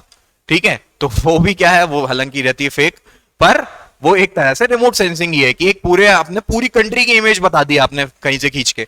ठीक है, फिर हाइड्रोलॉजी की बात करें तो हाइड्रोलॉजी में कंटिन्यूअसली मॉनिटरिंग होती है, ओशियन करंट्स किस तरह से वेरी कर रहे हैं, ओशियन का टेम्परेचर किस तरह से वेरी कर रहा है। ठीक है, तो ये सारी चीजें आपको देखने को मिलेगी। एग्रीकल्चर तो जो हम लैंड वगैरह की बात करते हैं, एग्रीकल्चर लैंड कहां पे बना सकते हैं, कितना एक्सटेंड हो रहा है, कितनी तेजी से एग्रीकल्चर लैंड जो है वो इंक्रीज कर रहा है।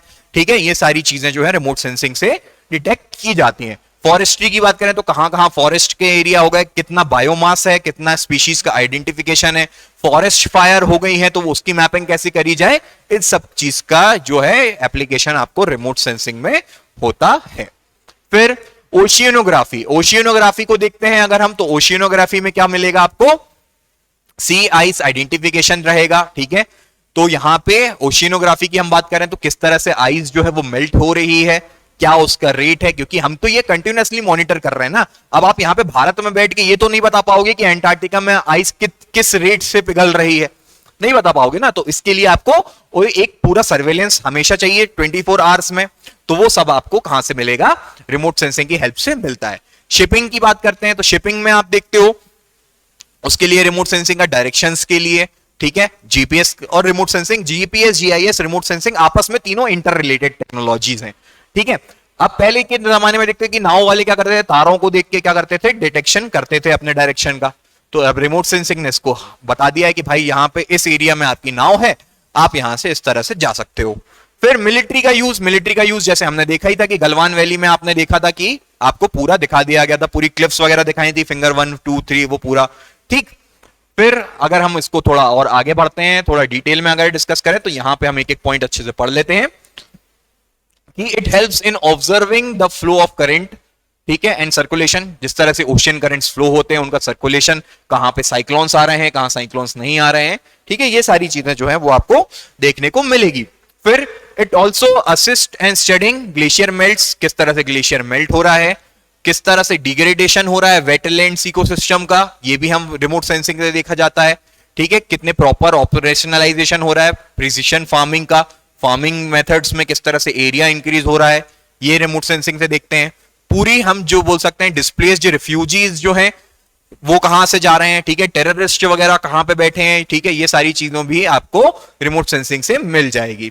फिर मॉनिटरिंग एक्टिव वॉल्केनोज, वॉल्केनोज अब एकदम से अब कोई आदमी वॉल्केनो के पास में तो रहता नहीं है, ठीक है, कि अगर वॉल्केनोज जो है वो इरप्शन होने वाला है उसका, तो वो आदमी भग के जाएगा और फिर बताएगा कि आप लोग दूर हो जाओ। ये सीधा सीधा आपको रिमोट सेंसिंग सैटेलाइट देख के बता देगी कि यहां पे कुछ जो है एबनॉर्मल एक्टिविटी हो रही है, मतलब वॉल्केनिक इरप्शंस होने के चांसेस हैं। तो उससे क्या होता है, डिजास्टर मिटिगेशन में हमें फायदा होता है, ठीक है। तो डिजास्टर मैनेजमेंट में आप एक पॉइंट और लिख सकते हो, रिमोट सेंसिंग का यूज कर सकते हैं, ठीक। फिर लैंडस्लाइड्स वगैरह जो है, अभी आप देख रहे होगे कि उत्तराखंड में बारिश हो चुकी है, ठीक है, 50 से 55 लोग की मौत हो चुकी है। तो वहां पे किस तरह से बारिश हो रही है, कौन कहां पे फंसा है, तो अब उसके लिए आदमी को वहीं पे जाना थोड़ी पड़ेगा। अब कैसे जाओगे, इतनी बारिश हो रही है, बाढ़ आ रही है वहां पे, तो वो रिमोट सेंसिंग या फिर हेलीकॉप्टर्स वगैरह का यूज करते हैं, एयरप्लेन्स का यूज करते हैं। तो अब वो भी कभी कभी पॉसिबल नहीं हो पाता है, अब इतनी कंटिन्यूसली बारिश हो रही है कि हेलीकॉप्टर नहीं जा पाएगा, तो इसलिए रिमोट सेंसिंग सैटेलाइट से आपको देख के पता चल जाएगा, ठीक। तो ये जो है एप्लीकेशन है किसका, रिमोट सेंसिंग का। तो यहां पे हमने क्या किया है, रिमोट सेंसिंग के पूरे टॉपिक को कवर किया है। अगली जो हमारे एक टॉपिक दिया गया है, नेक्स्ट हमारा टॉपिक क्या है, जीआईएस का है। तो हम आते हैं जीआईएस में, ठीक। सबसे पहले principle electromagnetic spectrum, components, types of satellites, application of remote sensing, ये जो है हमने कवर कर दिया है। अब हम आते हैं किसमें, जीआईएस पे आते हैं। जीआईएस, जीआईएस का यहां पे दिया गया है ग्लोबल इंफॉर्मेशन सिस्टम, पर अगर आप कहीं पे भी सर्च करेंगे तो ज्योग्राफिकल इंफॉर्मेशन सिस्टम आपको देखने को मिलेगा। फिर इसके हमें क्या पढ़ना है, कंपोनेंट्स पढ़ना है, मतलब किस तरह से ये जो है वो प्रोसेस में आती है, कितने स्टेजेस रहते हैं उसके, फिर और उसके एप्लीकेशन, ठीक है। ये काफी छोटी चीज है, ज्यादा हमें इसमें डिस्कस नहीं करना है। इसमें जीआईएस में अगर आप सिंपल सा इतना समझोगे तो जीआईएस में कुछ 5-6 3 मार्कर रहेंगे, वो प्रिपेयर कर लो, एक 5 मार्कर प्रिपेयर कर लो, एक 11 मार्कर प्रिपेयर कर लो, इतना आप प्रिपेयर कर लोगे, फिर उसको भूल जाओ, ठीक है।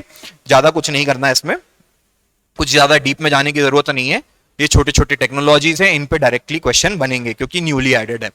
फिर यहां पे मतलब ये तो जीआईएस जीपीएस हमें पहले भी था 2019 में, पर आज तक इन पे ज्यादा क्वेश्चन देखने को नहीं मिले हैं।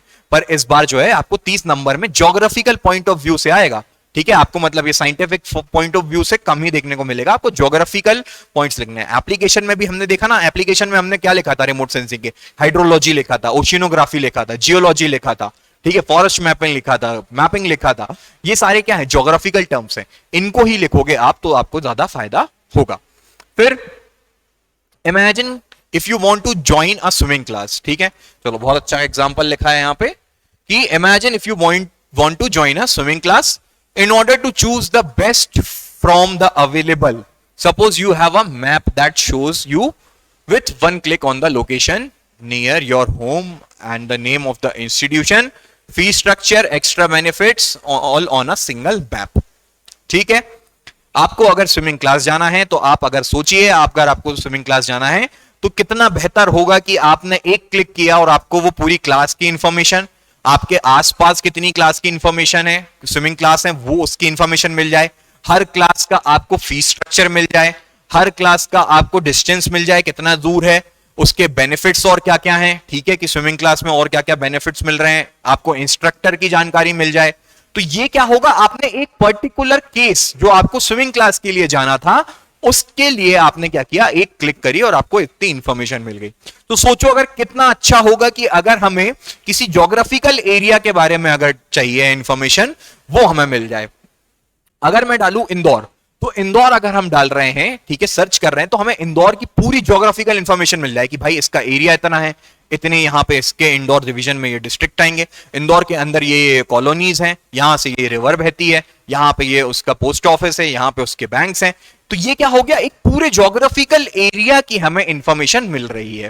तो ये जो चीज है वो पॉसिबल हो पाई है किसके कारण, हमारी ज्योग्राफिकल इंफॉर्मेशन सिस्टम के कारण हो पाई है, ठीक है।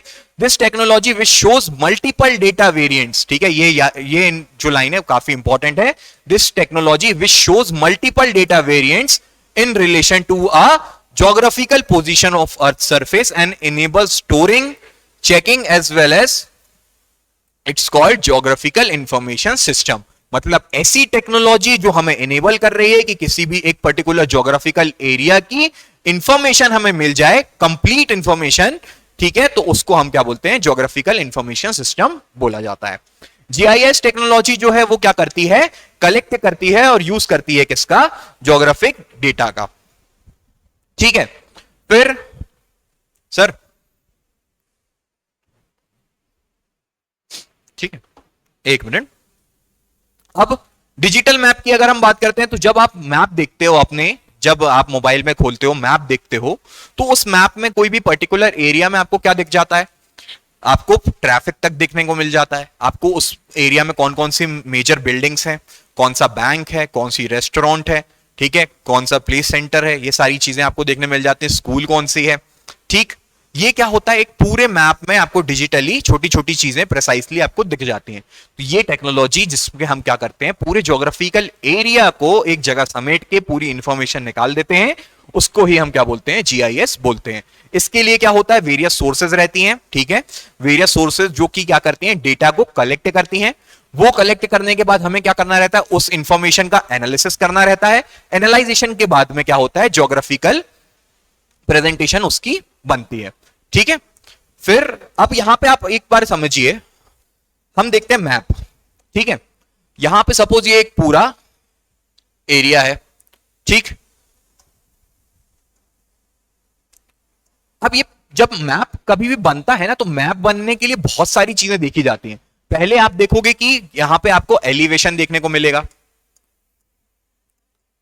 ठीक है, एलिवेशन जो है वो आपको मैप में अलग अलग कलर्स से दिखाया जाता है, ठीक है, आपको कॉन्टूर लाइंस देखने को मिलेंगी, ठीक है, फिर आपको मेन जो है वहां पे बिल्डिंग्स वगैरह जो है वो आपको देखने को मिलेंगी, रोड्स मिलेंगी, ठीक है, ट्रेन्स मिलेंगी, ट्रेन्स के जो मेजर रूट्स रहते हैं वो देखने को मिलेंगे, ठीक है, एयर रूट्स देखने को मिलते हैं। फिर साथ में ही आपको और क्या देखने को मिल जाता है, आपको इसमें जो मेजर पोर्शन हो गया, रिवर्स देखने को मिलेंगी, ठीक है, वो उसकी जियोग्राफिकल जो आपका बोल सकते हैं कि किस तरह के फिजिकल फीचर्स हैं, माउंटेन्स देखने को मिलेंगे, ठीक है, माउंटेन्स देखने को मिलेंगे। साथ में ही वहां पे वो एरिया क्या है, डेजर्ट है या फिर ग्रासलैंड है या फिर हमारा आइस मतलब ग्लेशियर्स वाला एरिया है। ये सारी चीजें जो हैं आपको सिर्फ एक पीस ऑफ पेपर में देखने को मिलती हैं, पर इसमें अगर आप देखोगे तो उस पर्टिकुलर एरिया में इतने सारे जो डायमेंशंस है उनको देखा जाता है, उसमें आपको एलिवेशन देखना पड़ेगा, ये सारे पॉइंट्स को एनालिसिस होता है, तब जाके आपको पेपर में एक पूरा मैप देखने को मिलता है। ठीक है, अब यहां पे हम एक बार मैप भी देख लेते हैं कोई।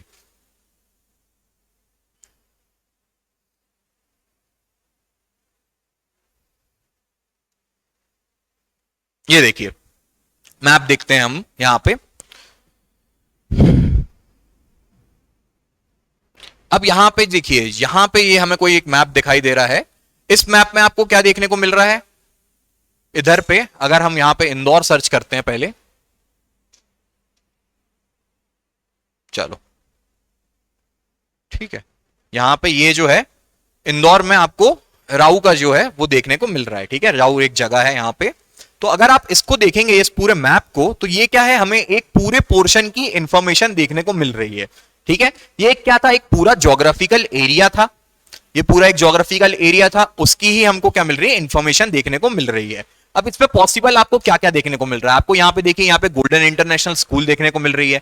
ये क्या है, एक पूरी एबी रोड जो है हमारा एक हाईवे वो दिखाई को दे रहा है कि ये जो NH47 है वो जा रहा हुआ दिखाई दे रहा है। यहाँ पे आपको एक हॉस्पिटल का नाम दिखाई दे रहा है, अगर अच्छे से देखेंगे आप यहाँ पे, तो यहाँ पे मुल्तानी हॉस्पिटल दिखाई दे रहा है, ठीक है, किराने की स्टोर दिख रही है, बैंक ऑफ इंडिया दिख रहा है यहाँ पे, ठीक, खाने पीने की जगह पोस्ट ऑफिस दिखाई दे रहा है राऊ का। तो यहां से आपको क्या समझ में आता है कि ये पूरे इंफॉर्मेशन ये किस तरह से आ रही है, ये इंफॉर्मेशन आपको क्यों दिख रही है, इसलिए दिख रही है क्योंकि एक पूरे पर्टिकुलर ज्योग्राफिकल एरिया को हमने क्या किया था, उसके जो डेटा था उसको एनालाइज किया है रिकॉर्ड करके। हर इंफॉर्मेशन जो है आपको यहां पे रिकॉर्डेड मिल रही है, तब जाके आपको क्या मिल रहा है, यहां पे देखने को मिल रहा है, ठीक है। पे जीआईएस जो हम देख रहे हैं, तो उसमें हमने क्या देखा था कि पूरा एक ज्योग्राफिकल जो एरिया है उसका पूरा कंटिन्यूअस जो हमें डेटा है वो हम कलेक्ट करते हैं, उसकी इंफॉर्मेशन को एनालाइज करते हैं, और वही जो इंफॉर्मेशन है वो गैदर करके हम क्या करते हैं, एक पिक्टोग्राफिकल रिप्रेजेंटेशन आपको देते हैं। तो उससे ही क्या होता है, आपको एक पूरा मैप देखने को मिल जाता है, उस एरिया में जो जो इंफॉर्मेशन है वो आपको रिकॉर्ड मिल जाती है, तो a digital map is generally a much greater value than a same map printed on a paper. ठीक है, तो आप यहां पे देखते हैं, जब पेपर में अगर आप जो मैप देखते हो उसमें आपको क्या दिखता है कि कौन सी रोड है, क्या उसका डेमोग्राफी है, क्या उसमें रिवर जा रही है, कहां उसका माउंटेन्स है। पर अगर हम डिजिटली देखते हैं उसको, तो जैसा कि हम यहां पे डिजिटली देख रहे थे, ये जहां पे आप डिजिटली देख रहे हो, तो आप यहां पे डिजिटल में आपको सब चीजें पता चल जाएंगी। ठीक है, आप उसको जूम कर सकते हो। ठीक है, ये आपका NH47 हो गया, तो NH47 जो AB रोड यहां पे जा रही है, तो उसमें आपको मेन क्या क्या चीजें देखने को मिलेंगी। तो इससे क्या होगा, आपकी इंफॉर्मेशन जो है आपको क्या मिल जाएगी, प्रिसाइसली मिल जाएगी। ठीक है, अगर आपको सपोज यहां पे जाना है, बैंक ऑफ इंडिया जाना है, तो बैंक ऑफ इंडिया जाना है, तो आप क्या कर लोगे, डिजिटली आप यहां से क्या कर सकते हो, कहीं से भी आप जाके देख सकते हो। ठीक है, पूरा आपको यहां पे डिजिटल मैप दिख जाएगा। पर अगर यही सेम पीस ऑफ पेपर आपको दे दिया जाता और पेपर में आपको बोल दिया जाता है कि आपको यहां से यहां जाना है, तो काफी मुश्किल आती, क्योंकि हम उसको जूम नहीं कर सकते, हम छोटी छोटी गलियां नहीं देख सकते। यहां पे आप जाके देख सकते हैं ना, यहां पे सपोज ये जो है AB रोड में, अगर आप यहां पे इधर देख रहे होंगे, तो यहां से आपको क्या है, एक गली दिखाई दे रही है। ठीक है, ये जो है यहां पे आपको किराने की दुकान दिखाई दे रही है, यहां पे मंदिर दिखाई दे रहा है, यहां पे कोचिंग क्लासेस हैं। तो आप क्या कर सकते हो, डिजिटली उसको मैक्सिमाइज करके, इससे क्या हो रहा है, आपकी इंफॉर्मेशन जो सोर्सेज है वो आपको ज्यादा मिल रही है। फिर GIS सॉफ्टवेयर जो है वो क्या करता है, लार्ज अमाउंट में जो भी डेटा रहता है उसको कंबाइन कर देता है डिफरेंट लेयर्स में, और वो जो डेटा है वो डिफरेंट लेयर्स में आके क्या होता है, मैनेज और रिट्रीव किया जाता है। ठीक है, तो उससे ही होता क्या है, हमारे जो ह्यूमंस हैं उनकी मेहनत बचती है। ठीक है, हमारे लिए यूजफुल रहता है वो। फिर GIS जो है वो एक तरीके से क्या है, पावरफुल मीन है किसका, एग्रीकल्चर साइंटिस्ट का। एग्रीकल्चर साइंटिस्ट जो है वो इसका यूज करते हैं फार्मिंग और फार्मिंग कम्युनिटी में। इसका सबसे ज्यादा यूज किया जाता है क्योंकि एक पूरा पर्टिकुलर एरिया है, उससे हमें पता चल जाता है कि किस तरह का इसकी सॉइल है। ठीक है, यहां पे पानी का सोर्स कहां से मिल जाएगा हमें, ये सब चीजें जो है फार्मिंग में ज्यादातर यूज आती हैं, तो GIS का वहां पे यूज होता है। फिर सबसे देखो यहां पे आप एब्स्ट्रैक्टिंग द रियल वर्ल्ड। अब रियल वर्ल्ड में आप यहां पे देख रहे हो, तो रियल वर्ल्ड में आपको ग्राउंड वाटर दिखेगा, वाटर टेबल, यहां पे कुछ फैक्ट्री लगी है, ये पार्क है, यहां पे रिवर है, यहां डिस्चार्ज हो रहा है पानी का। तो क्या होगा, हर पर्टिकुलर जोन की एक इंफॉर्मेशन जाएगी। यहां पे पार्सल्स हैं, यहां डिस्ट्रिक्ट है, यहां स्ट्रीट्स हैं, ये लैंड व्यू। तो मैप जब बनाते हैं ना, तो अलग अलग लेयर को फिर क्या कर दिया जाता है, एक में कंबाइन कर दिया जाता है। ठीक है, मतलब माउंटेन्स की पूरी एक इंफॉर्मेशन की एक शीट हो गई, एक रिवर की एक शीट हो गई, फिर उन सबको आपस में बैठा देंगे तो हमें वहां पे पूरा एक मैप मिल जाता है। यही इस तरीके से GIS भी काम करता है। ठीक है, ओवरव्यू अगर हम देखते हैं GIS का, तो GIS के ओवरव्यू में यहां पे आप देखिए कि geographical information system GIS is a system of, ये सबसे ज्यादा इंपॉर्टेंट है, आपको यहां पे ये पॉइंट जो है वो एग्जाम में लिख के आना है।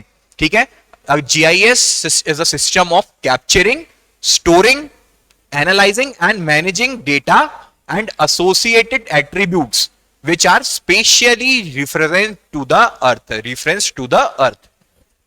अच्छे से समझना ये वाली लाइन को कि geographical information system is a system of capturing, storing, analysing and managing data and associated attributes which are spatially referenced to the अर्थ।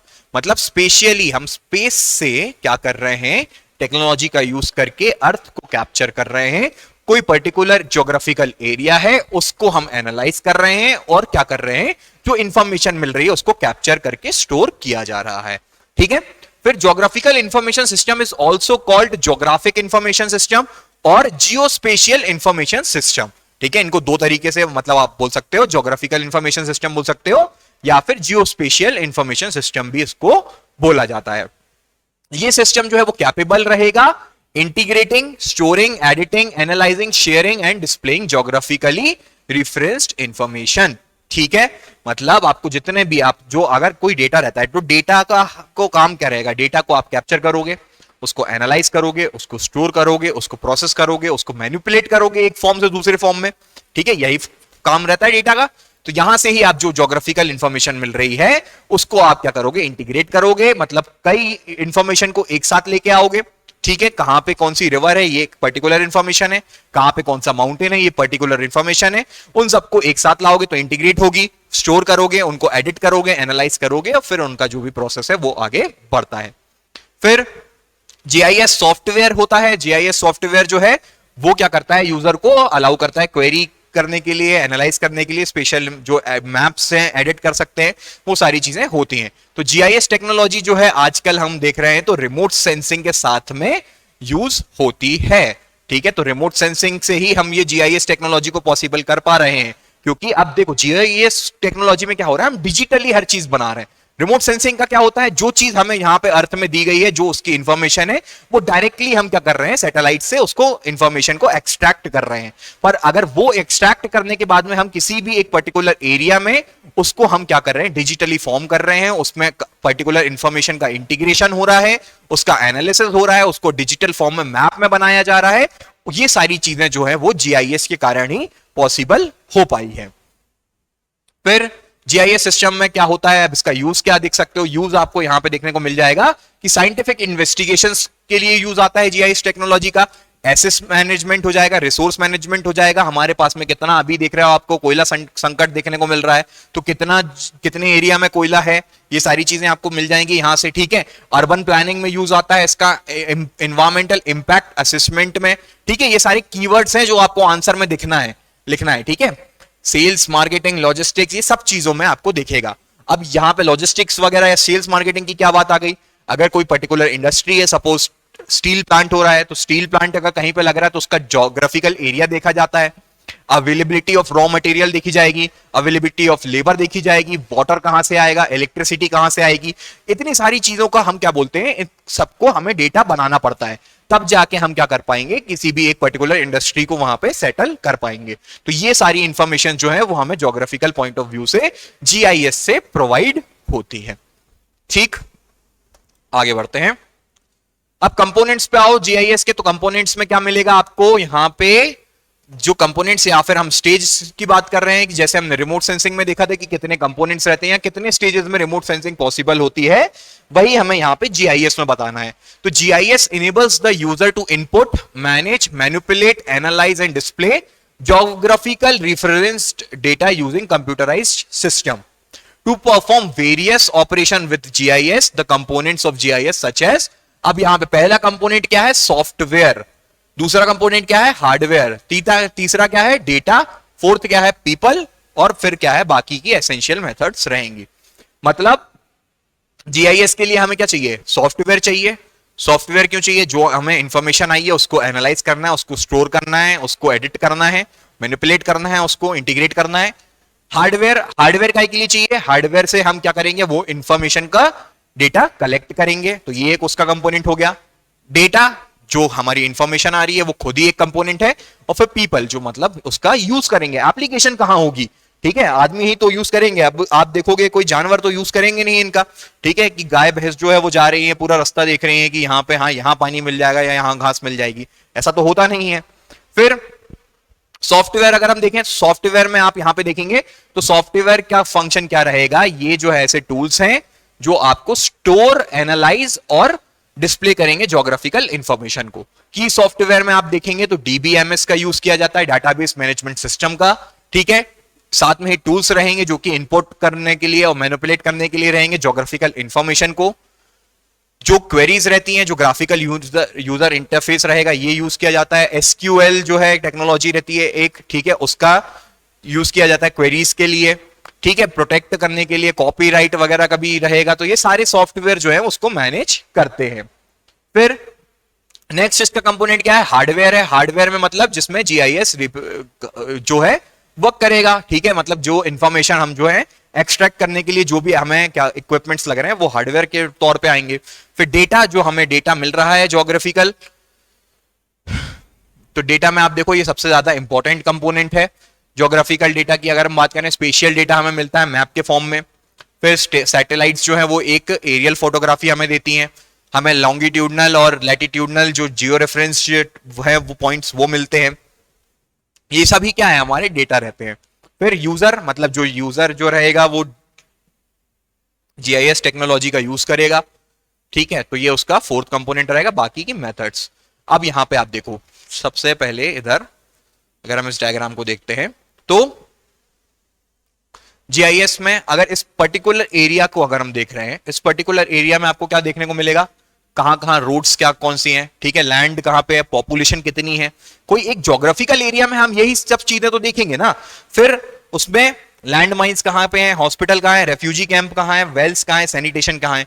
अब ये सारी चीजें जो हो गई, हमें एक पर्टिकुलर रॉ डेटा नहीं है ये, ठीक है। हमें रॉ डेटा कहां से मिलेगा, यहां से मिलेगा। पूरा एरिया की टोपोलॉजी देखी जाएगी, ठीक है, उसके डायमेंशंस देखे जाएंगे, लैटिट्यूडनल लॉन्गिट्यूडनल डायमेंशंस देखने को मिलेंगे, नेटवर्क्स देखने को मिलेंगे, ठीक है, उसकी इमेजेस मिलेंगी। मतलब इन सब चीजों को स्टोर करने के लिए हमें इतनी सारी चीजों का एनालिसिस किया जाता है। तो ये इसके लिए ही हमें हार्डवेयर और सॉफ्टवेयर और यूजर्स की रिक्वायरमेंट होती है, ठीक है। सारे एट्रीब्यूट्स में रहेंगे, यहां पे डिजाइन्स रहेंगी कैड की, ठीक है, एड्रेस रहेगा हर पर्टिकुलर रोड का और हर पर्टिकुलर बिल्डिंग का एड्रेस रहेगा, ये डेटा के फॉर्म में मिलेगा। हर बिल्डिंग, हर रिवर, हर प्लांट की हमें इमेजेस मिलेंगी, हर टोपोलॉजी देखेंगे किस तरह से जो है हमारी सेटलमेंट्स बनी हुई हैं, किस तरह के नेटवर्क्स मिल रहे हैं वहां पे, ठीक है, 3D ऑब्जेक्ट्स कौन कौन से हैं, कहीं पे कहीं बहुत बड़ा पत्थर रखा हुआ है, ठीक है, या माउंटेन है। तो ये सारी पूरी इंफॉर्मेशन जो है हमें मिलती है, तब जाके हमारे पूरी एक ज्योग्राफिकल इंफॉर्मेशन कंप्लीट हो पाती है किसी भी पर्टिकुलर एरिया की। फंक्शंस ऑफ जीपीएस जीआईएस देखते हैं, तो फंक्शंस ऑफ जीआईएस में देखिए आप यहां पे मेनली 6 टास्क होते हैं। ये बहुत अच्छा पॉइंट है, ये आपको लिख देना है, ठीक है। एप्लीकेशंस की बात कर रहे हैं, एप्लीकेशंस हम इसके आगे देखेंगे, पर हम फंक्शंस देखें तो फंक्शंस में भी काफी अच्छा पॉइंट है। यहां पे 6 तरीके के परफॉर्म कर पाते हैं हम जीआईएस टेक्नोलॉजी का यूज करके। इनपुट, ठीक है, इनपुट करते हैं, मतलब जीआईएस टेक्नोलॉजी से हम क्या करते हैं, इनपुट लेते हैं डेटा का। किस फॉर्म में लेते हैं, डिजिटाइज मैप में लेते हैं, इमेजेस लेते हैं, स्पेशियल डेटा लेते हैं, टेबुलर डेटा लेते हैं, ठीक है। इनको हम क्या करते हैं, यूज करते हैं, सॉफ्टवेयर की मदद से इनको एक्सट्रैक्ट करते हैं। फिर मैनिपुलेशन होता है, मैनिपुलेशन किस तरीके से होगा, डिस्ट्रीब्यूट करोगे आप अलग अलग टेबल फॉर्म में, जो है वो डिस्ट्रीब्यूट होगा, ज्योग्राफिकल कोऑर्डिनेट्स के फॉर्म में अलग अलग होगा। अब अमेरिका की इंफॉर्मेशन ले रहे हैं तो वो अमेरिका के टेबल पे जाएगी ना, इंडिया में थोड़ी दे देंगे हम। तो इस तरीके से क्या होगा, उसका मैनिपुलेशन होगा। फिर उसका मैनेजमेंट होगा, इसका स्टोरेज कैसे रहेगा, कहां पे क्या है आपको, ताकि आप जो है उसको तुरंत ही मैनेज कर पाओ, कहां पे उसके टेबल्स रहेंगे, इंडेक्सेस रहेंगी, क्वेरीज रहेंगी, तो उसमें स्ट्रक्चर्ड क्वेरी लैंग्वेज एसक्यूएल का यूज किया जाता है, ठीक है।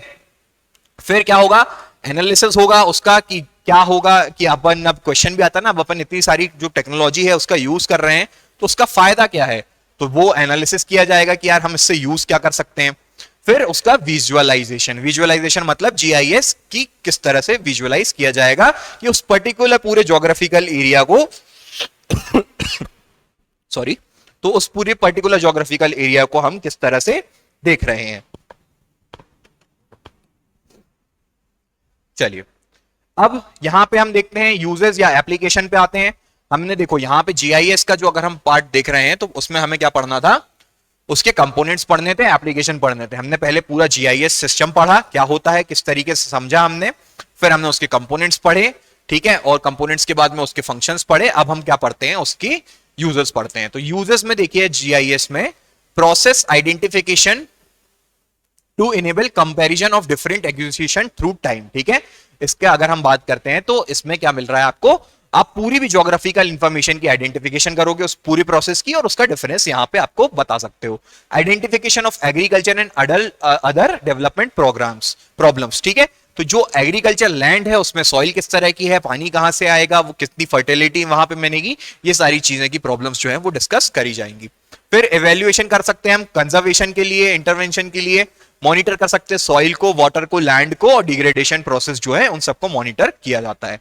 इसको ही अगर हम अलग से 3 पार्ट में बांट दें तो जीआईएस जो है वो हमें मेनली एग्रीकल्चर में यूज आएगी, जीआईएस जो टेक्नोलॉजी है वो हमें डिफेंस में यूज आएगी, और जीआईएस टेक्नोलॉजी जो है हमें डिजास्टर मैनेजमेंट में भी यूज आएगा। जीआईएस टेक्नोलॉजी को अगर हम देखते तो वेदर फोरकास्टिंग और डिसेमिनेशन में यहां पे एग्रीकल्चर में हो सकता है, ठीक है। वेदर का बहुत इंपॉर्टेंट रोल रहता है एग्रीकल्चर के लिए, ठीक है। तो अगर आप देखते हो एग्रीकल्चर में 3 तरह के क्रॉप्स रहते हैं, राबी, खरीफ, ठीक है। और यहां पे आप देखोगे सॉइल हेल्थ की बात में बात करी जाएगी, सॉइल हेल्थ में पीएच भी देखा जाता है, तो वहां से जीआईएस में इंफॉर्मेशन, अब कहीं पे एल्यूवियल सॉइल रहती है तो वो ज्यादा फर्टाइल रहती है, कहीं ब्लैक सॉइल रहेगी तो उसके लिए क्रॉप्स अलग अलग रहेंगे, कॉटन उसमें उगता है, ठीक है, कहीं लेटराइट सॉइल है, तो ये पूरा एक इंफॉर्मेशन हमें वहां पे उस पर्टिकुलर ज्योग्राफिकल एरिया की मिलेगी। फिर मॉनसून प्रिडिक्शन कर सकते हैं एग्रीकल्चर के लिए। फिर ग्राउंड वाटर रिसोर्सेज रहेंगी और फर्टिलाइजर्स किस तरह से यूज करना है, ये भी हमें क्या हो जाएगा, जीआईएस की मदद से पता चल जाएगा। फिर डिफेंस में देखते हैं तो किस तरह से ट्रूप्स का मूवमेंट हो रहा है, चाहे वो हमारे खुद के हो या फिर एनिमी ट्रूप्स हो, उनका पता चल जाएगा, ठीक है। और किस तरह से बॉर्डर्स चेंज हो रही हैं, और पूरा पर्टिकुलर देखो रिमोट सेंसिंग से हम क्या कर रहे हैं, रिमोट सेंसिंग और जीआईएस जो है दोनों एक साथ में यूज हो रहा है। अब यहाँ पे जीआईएस में हम देख रहे हैं कि चाइना ने, हमने देखा था कि चाइना ने 5 किलोमीटर अंदर तक बॉर्डर बना दिए, ठीक है। तो मतलब बॉर्डर भी खिसक रही है, तो वो भी हमें पता होना चाहिए। अगर हम सिर्फ रिमोट सेंसिंग देखेंगे तो रिमोट सेंसिंग से आपको क्या पता चलेगा कि हाँ बॉर्डर शिफ्ट हो रही है, पर जीआईएस से हम क्या कर रहे हैं, उसकी पूरे की एक इंफॉर्मेशन स्टोर करके रख रहे हैं, पूरी इमेज बना के रख रहे हैं। तो आज यहां पे आप देख रहे हो कि उससे आप क्या कर सकते हो, फैक्ट्स बता सकते हो कि भाई अगर 5 तारीख थी, यहां पे 5 तारीख को चाइना जो है वो यहां तक था उसकी बॉर्डर, सपोज इसके कुछ लैटिट्यूड लॉन्गिट्यूड जो है वो दिए गए हैं, और 10 तारीख को उनकी जो है यहां आ गई, तो इतने एरिया में उन्होंने क्या किया है, इन्वेजन किया है। तो इस तरीके से आपको जीआईएस यूज आ जाएगा। रिमोट सेंसिंग से सिर्फ आप ये बता सकते हो कि हाँ मूवमेंट हो रहा है, ठीक। फिर डिजास्टर मैनेजमेंट के लिए बात करें तो डिटेक्शन हो सकता है, ठीक है, ओशियंस का, और फिर डिमिनिशन हो सकता है, अर्ली वार्निंग मिल सकती है फ्लड और ड्रॉट्स की। तो ये सारी चीजें जो हैं वो जीआईएस में यूज होती हैं। चलिए, अब हमने क्या पढ़ लिया, रिमोट सेंसिंग पढ़ ली। रिमोट सेंसिंग के साथ में ही हमने क्या देखा है, जीआईएस देखा है। जीआईएस के साथ में हमने क्या देखा, अब हम आते हैं किस पे, जीपीएस पे। जीपीएस मतलब ग्लोबल पोजिशनिंग सिस्टम, ठीक है। इसमें हमें क्या पढ़ना है, बेसिक कॉन्सेप्ट्स पढ़ने हैं जीपीएस के, और क्या पढ़ना है, उसके एप्लीकेशन को देखना है। तो जीपीएस क्या होता है ये आज हम समझेंगे। जीपीएस के साथ में ही उसके कंपोनेंट्स क्या है, मतलब स्टेजेस क्या है, जीपीएस किस तरह से फॉर्म मतलब होता है, और साथ में एप्लीकेशन। तो यहां पे भी आप देखते हैं कि कभी भी जीपीएस का अब हम बहुत ही फ्रिक्वेंटली यूज करने लग गए हैं, ठीक है। आपको कभी किसी भी अननोन एरिया में जाना है, आपको डायरेक्शन नहीं पता, तो आप मोबाइल में क्या करते हैं, अपना मैप्स लेते हैं, आप क्या करते हैं, सीधा अपनी एक पोजीशन डाल देते हैं कि आपको फाइनल डेस्टिनेशन कहां जाना है, सोर्स आपका जो योर करंट लोकेशन रहती है। फिर क्या होता है, आप जीपीएस ऑन करते हो, आप ऑन करते हो तो जहां जहां आप जाओगे आपको आपकी स्पीड दिखाई देती है, आगे से टर्न लेना है, लेफ्ट लेना है या राइट लेना है, वो आपको दिखाई देता है। तो ये सारी चीजें पॉसिबल क्यों हो पाई, ये पॉसिबल हो पाई ग्लोबल पोजिशनिंग सिस्टम के कारण। अब इस पे आप देखेंगे तो ये हो कैसे रहा है, कोई एक पर्टिकुलर आदमी बैठ के तो आपको देख नहीं रहा है कि जो आपको बताएगा कि हाँ लेफ्ट जाओ राइट जाओ, ठीक है। इतने तो लोग ही नहीं है जितने यूज कर रहे हैं जीपीएस के लिए, जो आपको अगर डायरेक्शन देते रहे। ये होता है किससे, सैटेलाइट्स की मदद से। सैटेलाइट के बारे में मैंने आपको क्या बताया था कि पूरे जो अर्थ है उसके चारों ओर रिवॉल्व करती रहती है। तो जीपीएस के अगर हम बात करते हैं तो एक पूरा सिस्टम ऑफ सैटेलाइट है, मतलब बहुत सारी सैटेलाइट्स हैं जो कंटिन्यूअसली क्या कर रही हैं, नीचे रेडिएशंस दे रही हैं और कैप्चर कर रही हैं। तो अगर आपने क्या किया, आपने अपने सैटेलाइट के लिए गए, आपको कहीं जाना था, आपने ऑन किया, तो आपका जो मोबाइल है वो क्या करेगा, रेडिएशन ट्रांसमिट करेगा। आपका मोबाइल रेडिएशन ट्रांसमिट करेगा, तो कोई एक यहां पे ही स्टेशन होगा, जो मोबाइल नेटवर्क्स के स्टेशन होते हैं, वहां पे रिसीविंग स्टेशन होगा, वहां पे आपका सिग्नल जाएगा। वो सिग्नल आपको कहां भेजेगा, वो सिग्नल आपको डायरेक्टली कनेक्ट करेगा कहां से, सैटेलाइट से। अब आपको सैटेलाइट जो है, वो सैटेलाइट जो है आप पे क्या करेगी, निगरानी रखेंगी। आप जहां पे भी जाओगे फाइनल डेस्टिनेशन में आपको सैटेलाइट में फिक्स हो जाएगा कि हाँ यहां जाना है, फिर सैटेलाइट जो है आपको कंटिन्यूअसली मॉनिटर करता रहेगा, ठीक है। अब ये होता कैसे है, आप जो सिग्नल भेज रहे हैं वो सैटेलाइट पे, उसका टाइम नोट किया जाएगा, फिर जो सिग्नल वापस आ रहा है उसका टाइम नोट किया जाएगा, उन दोनों का डिफरेंस मिलाया जाएगा, तब जाके आपकी स्पीड निकल आएगी कि आप कितना जो है कितने फास्ट मूव कर रहे हो। तो इस तरीके से आपको पूरे जो एक सिस्टम ऑफ सैटेलाइट जो है वो आपके लिए यूज रहेगा। तब उस प्रोसेस को आप क्या बोलोगे, ग्लोबल पोजिशनिंग सिस्टम बोलोगे। मतलब इसमें आपकी पोजीशन जो है वो डिटरमाइन करी जा रही है। फिर ग्लोबल पोजिशनिंग सिस्टम, तो जो हम बात करते हैं एंशिएंट सेलर्स की अगर हम बात करते हैं तो वो क्या करते थे, नाइट में स्काई को देखते थे, स्टार्स को देखते थे, कॉन्स्टिलेशंस को देखते थे, और उस हिसाब से वो क्या करते थे, अपने डायरेक्शंस जो है वो निकालते थे कि कहां पे जाना है उनको, किस तरह से कहां आगे बढ़ना है। अब हम क्या करते हैं, हम स्काईज पे तो डिपेंडेंट नहीं है, पर हम क्या करते हैं, ग्लोबल पोजिशनिंग सिस्टम जीपीएस का यूज करते हैं, किसके लिए, नेविगेशन के लिए, ठीक है। ये जो जीपीएस होता है, ये इसको डेवलप किसने किया गया था, इसको डेवलप किया था यूएस ने। यूएस की जो डिफेंस थी टीम, उसने किया था, डिपार्टमेंट ऑफ डिफेंस, ठीक है, डीओडी बोलते हैं। ये कब हुआ था? ये अर्ली 1970s में शुरू किया गया था। 1970s में it was developed by US department of defence, DOD, ठीक है। Initially GPS was developed as a military system to fulfil US military needs.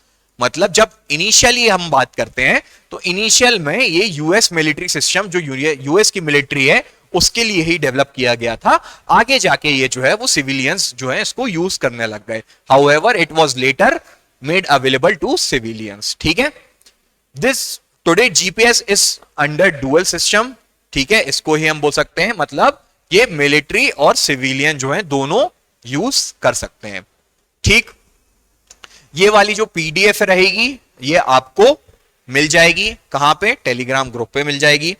साथ में ही अब मैं बताना चाहूंगा कि अगर आपको यहां पे अभी हम आज का जो दिन है, आज 22 तारीख हो जाएगी जब ये लेक्चर जाएगा, ठीक है, तो जब ये लेक्चर जाएगा तो इसमें आपको 22 तारीख हो जाएगी, तो 22 तारीख हो जाएगी तो आपको यहां पे आज लास्ट डे है किसका? ऑफर का। इसमें आपको क्या हो रहा है? 2500 रुपए में, मतलब 2499 रुपीज में क्या मिलेगा आपको? ऑफर दिया जा रहा है। तो यहां से आप देखोगे तो ये दो तरीके के कोर्सेज जो दे रहे हैं हम 2499 में। यहां पे आपको इंग्लिश मीडियम का कोर्स देखने को मिलेगा और हिंदी मीडियम का कोर्स देखने को मिलेगा। आप मोबाइल में एप्लीकेशन डाउनलोड करोगे, नीचे स्टोर का ऑप्शन रहता है, उस पर जाओगे तो, ठीक है।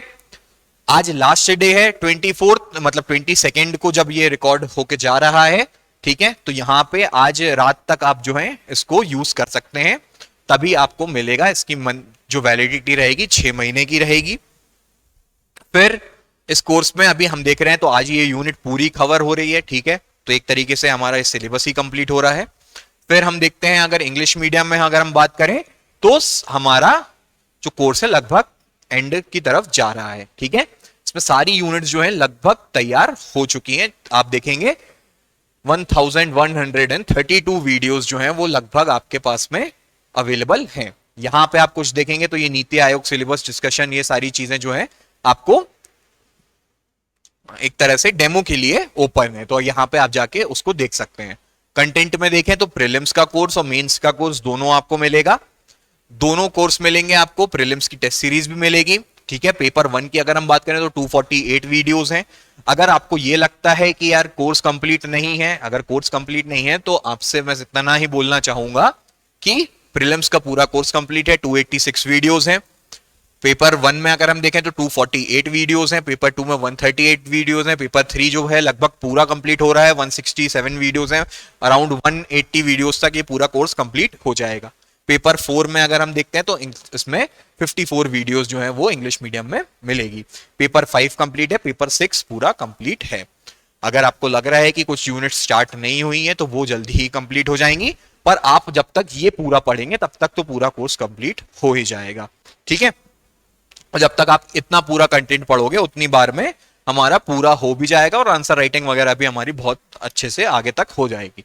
आपको एक सेपरेट टेलीग्राम ग्रुप में ऐड किया जाएगा, वहां से जाके आप क्या कर सकते हो, कंटिन्यूअस फैकल्टीज जो हैं आपके साथ में रहेंगी। आपको जो डाउट डिस्कशन हो रहा है या फिर आपकी जो आंसर राइटिंग प्रैक्टिस है उसमें कंटिन्यूअस हेल्प जो है वो हमारी तरफ से आपको मिलेगी।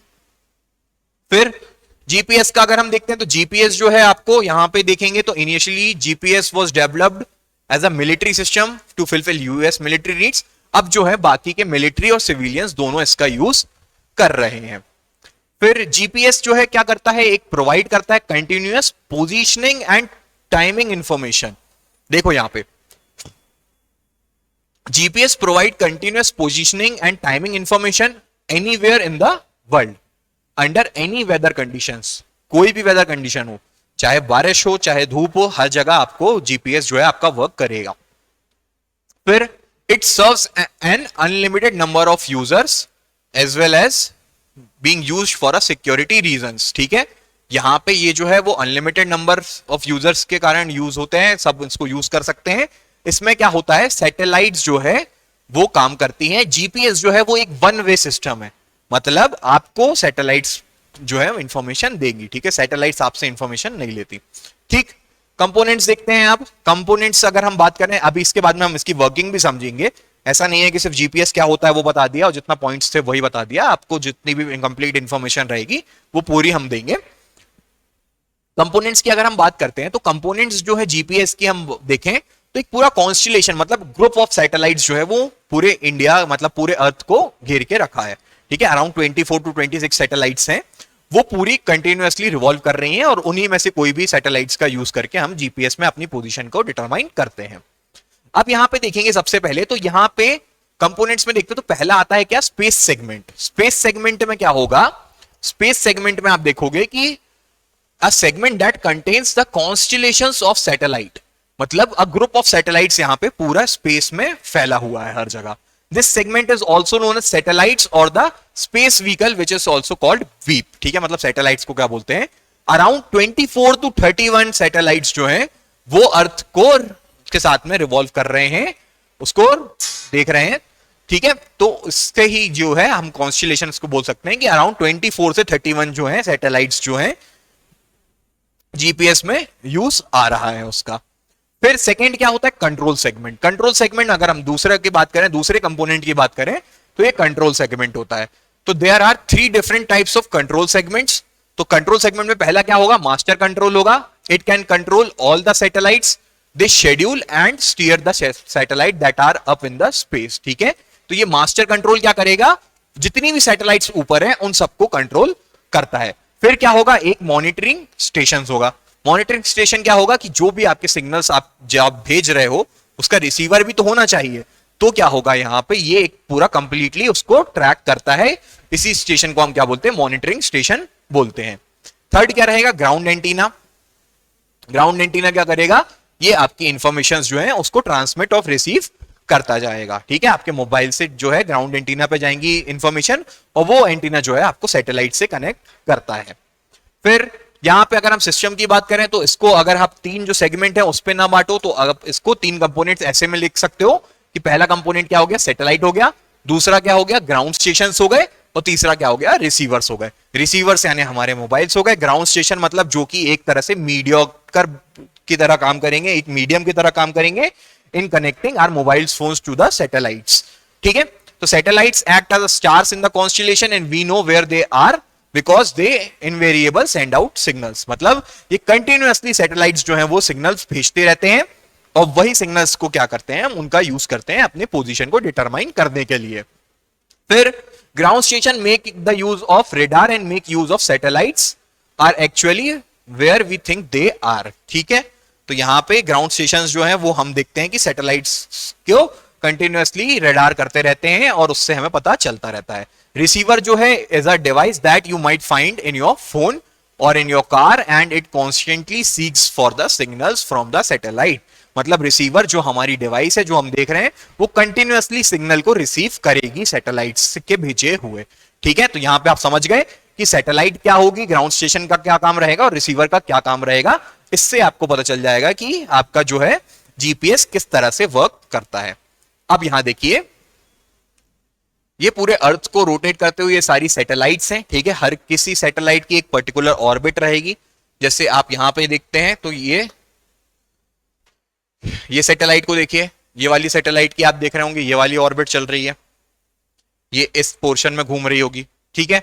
ये वाली सैटेलाइट को अगर आप देखोगे तो ये इस तरह से इस पोर्शन में घूम रही है, ठीक है। तो हर सैटेलाइट की पर्टिकुलर ऑर्बिट है, सब एक ही जगह आगे पीछे नहीं घूम रहा है, कोई ऐसे घूम रहा है, ठीक है, कोई ऐसे घूम रहा है। अब अर्थोस्फीयर है, अर्थस्फीयर है तो क्या होगा, अलग अलग तरीके के इनफाइनाइट प्लेन्स बनेंगे। अब अगर हम देखते हैं कभी भी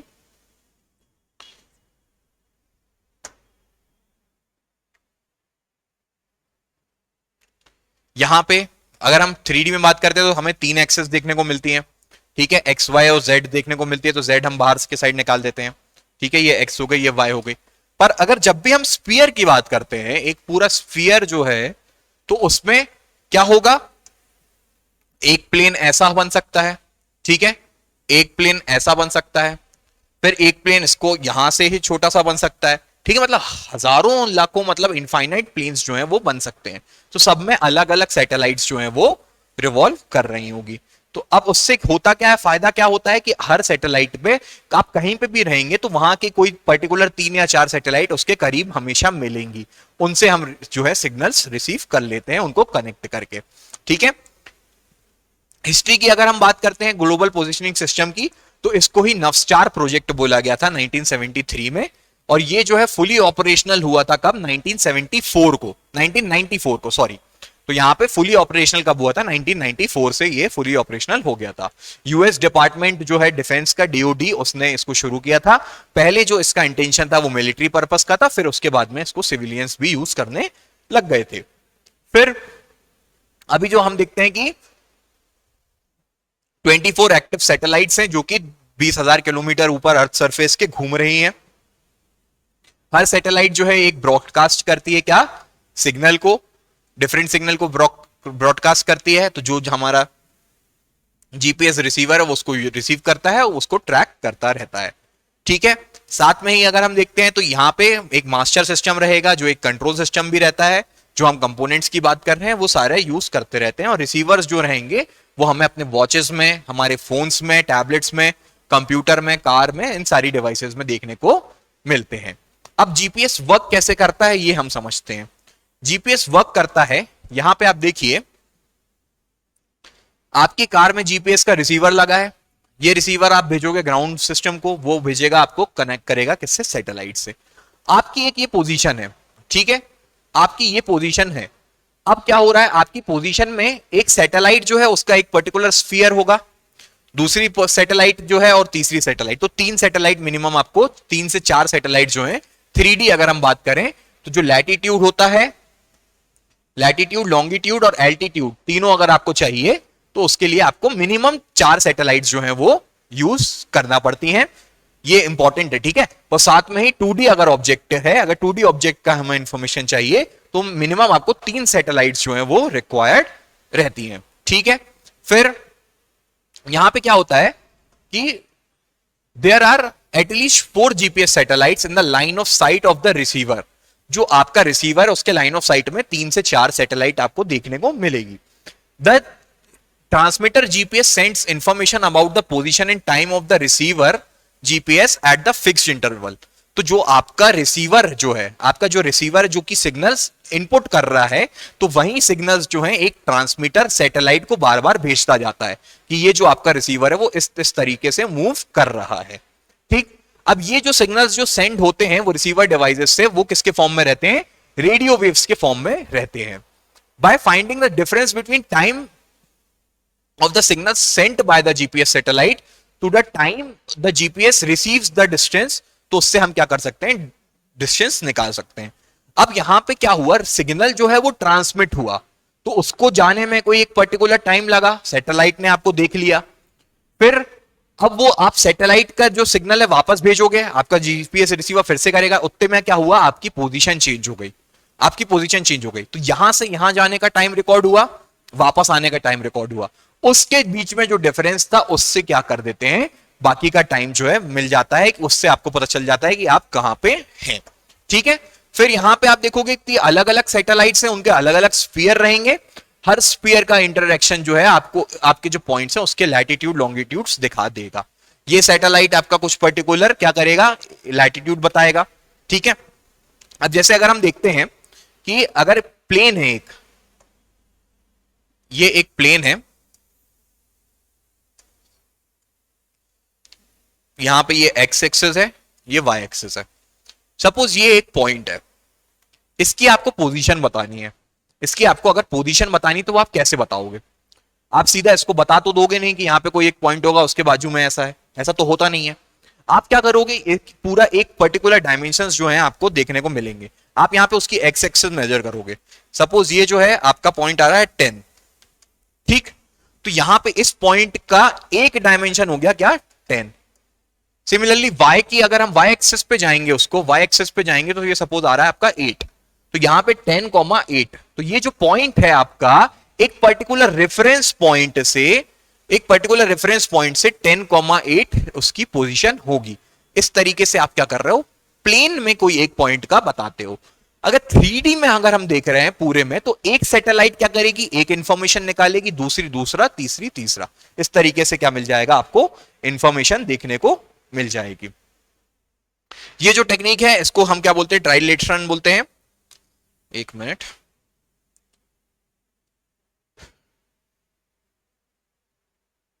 ट्राइलेटरेशन बोलते हैं उसको, ठीक है। 24 सैटेलाइट्स जो है वो क्या करती हैं, कंटिन्यूअसली ट्रांसमिट करती हैं सिग्नल्स को। जीपीएस रिसीवर्स जो है वो उन सिग्नल्स को लॉक करता है और बाकी की जो सैटेलाइट्स हैं उनको ट्रांसमिट करता है, ठीक है। अब यहां पे इसमें क्या होगा, 3 सैटेलाइट्स रहेंगी, तीनों का स्फीयर रहेगा। सैटेलाइट जो है वो अपने एक हर स्फीयर के सेंटर में रहेगी और वहीं से आपको क्या मिलेगा, आपका जो सिग्नल है वो ब्रॉडकास्ट होगा, कहां से, सैटेलाइट से, और इंफॉर्मेशन जो है वो रिसीव करी जाएगी। उससे आपका क्या है, करंट पोजीशन जो है वो निकाली जाती है, ठीक है। फिर अब आपका जो जीपीएस है वो क्या क्या कैलकुलेट कर सकता है, वो आपकी इंफॉर्मेशन में, मतलब जैसे स्पीड क्या है, ठीक है, आपके डिस्टेंस कितना हो चुका है ट्रिप का, आपका डेस्टिनेशन कितनी दूर है आपके सोर्स से जहां से आप जा रहे हो, ठीक है, सनराइज का टाइम क्या रहेगा, सनसेट का टाइम क्या रहेगा, इतनी सारी जो इंफॉर्मेशन है वो सब दे सकता है।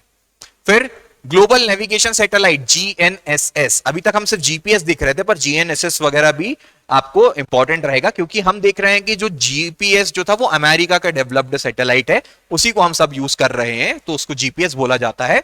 पर इसी तरह से क्या हो रहा है, बाकी की भी जो एजेंसीज हैं या बाकी के जो नेशंस हैं उनकी भी जीपीएस की सेम जैसी सैटेलाइट्स वगैरह जो हैं वो काम करती हैं, तो उनका नाम दूसरा है, ठीक है। तो जीएनएस की अगर हम बात करें, ग्लोबल नेविगेशन सैटेलाइट सिस्टम, ये सिस्टम जो है अगर आप देखोगे तो ये भी क्या है, जैसे हम यूनाइटेड स्टेट्स का नवस्टार प्रोजेक्ट देख रहे हैं, तो जीएनएसएस जो है यहां पे आपको देखने को मिलेगा, जो कि रशियन सिस्टम रहेगा, ठीक है। रशियन सिस्टम, इसको हम ग्लोनस बोलते हैं। चाइना भी एक अपने जैसा एक जो है जीपीएस नेविगेशन जो है उसकी तरह बिल्ड कर रहा है, उसको बीडीओ बोला गया है, बेड्यू, ठीक है। जीएनएस सिस्टम जो है वो आपको वर्किंग मिलेगा थोड़े आगने वाले समय में, ठीक है। Galileo is the GNSS of the European union, तो यूरोपियन यूनियन भी इस टेक्नोलॉजी पे वर्क कर रहा है, उसका नाम उन्होंने क्या रखा है, गैलीलियो रखा है। रशिया का क्या है नाम है, ग्लोनस, उसका रशिया का नाम है, उसमें 22 ऑपरेशनल सैटेलाइट्स हैं। नेक्स्ट हम आते हैं लास्ट अपने पॉइंट पे कि एप्लीकेशन क्या रहेगा जीपीएस का। तो जीपीएस का अगर हम एप्लीकेशन की अगर बात करें तो यहां पे आप देखिए कि जीपीएस का यूज कहां कहां किया जा सकता है। सबसे पहले तो पोजीशनिंग में, हम डेली अपने लिए जो नेविगेशन है उसके लिए यूज करते हैं जीपीएस का।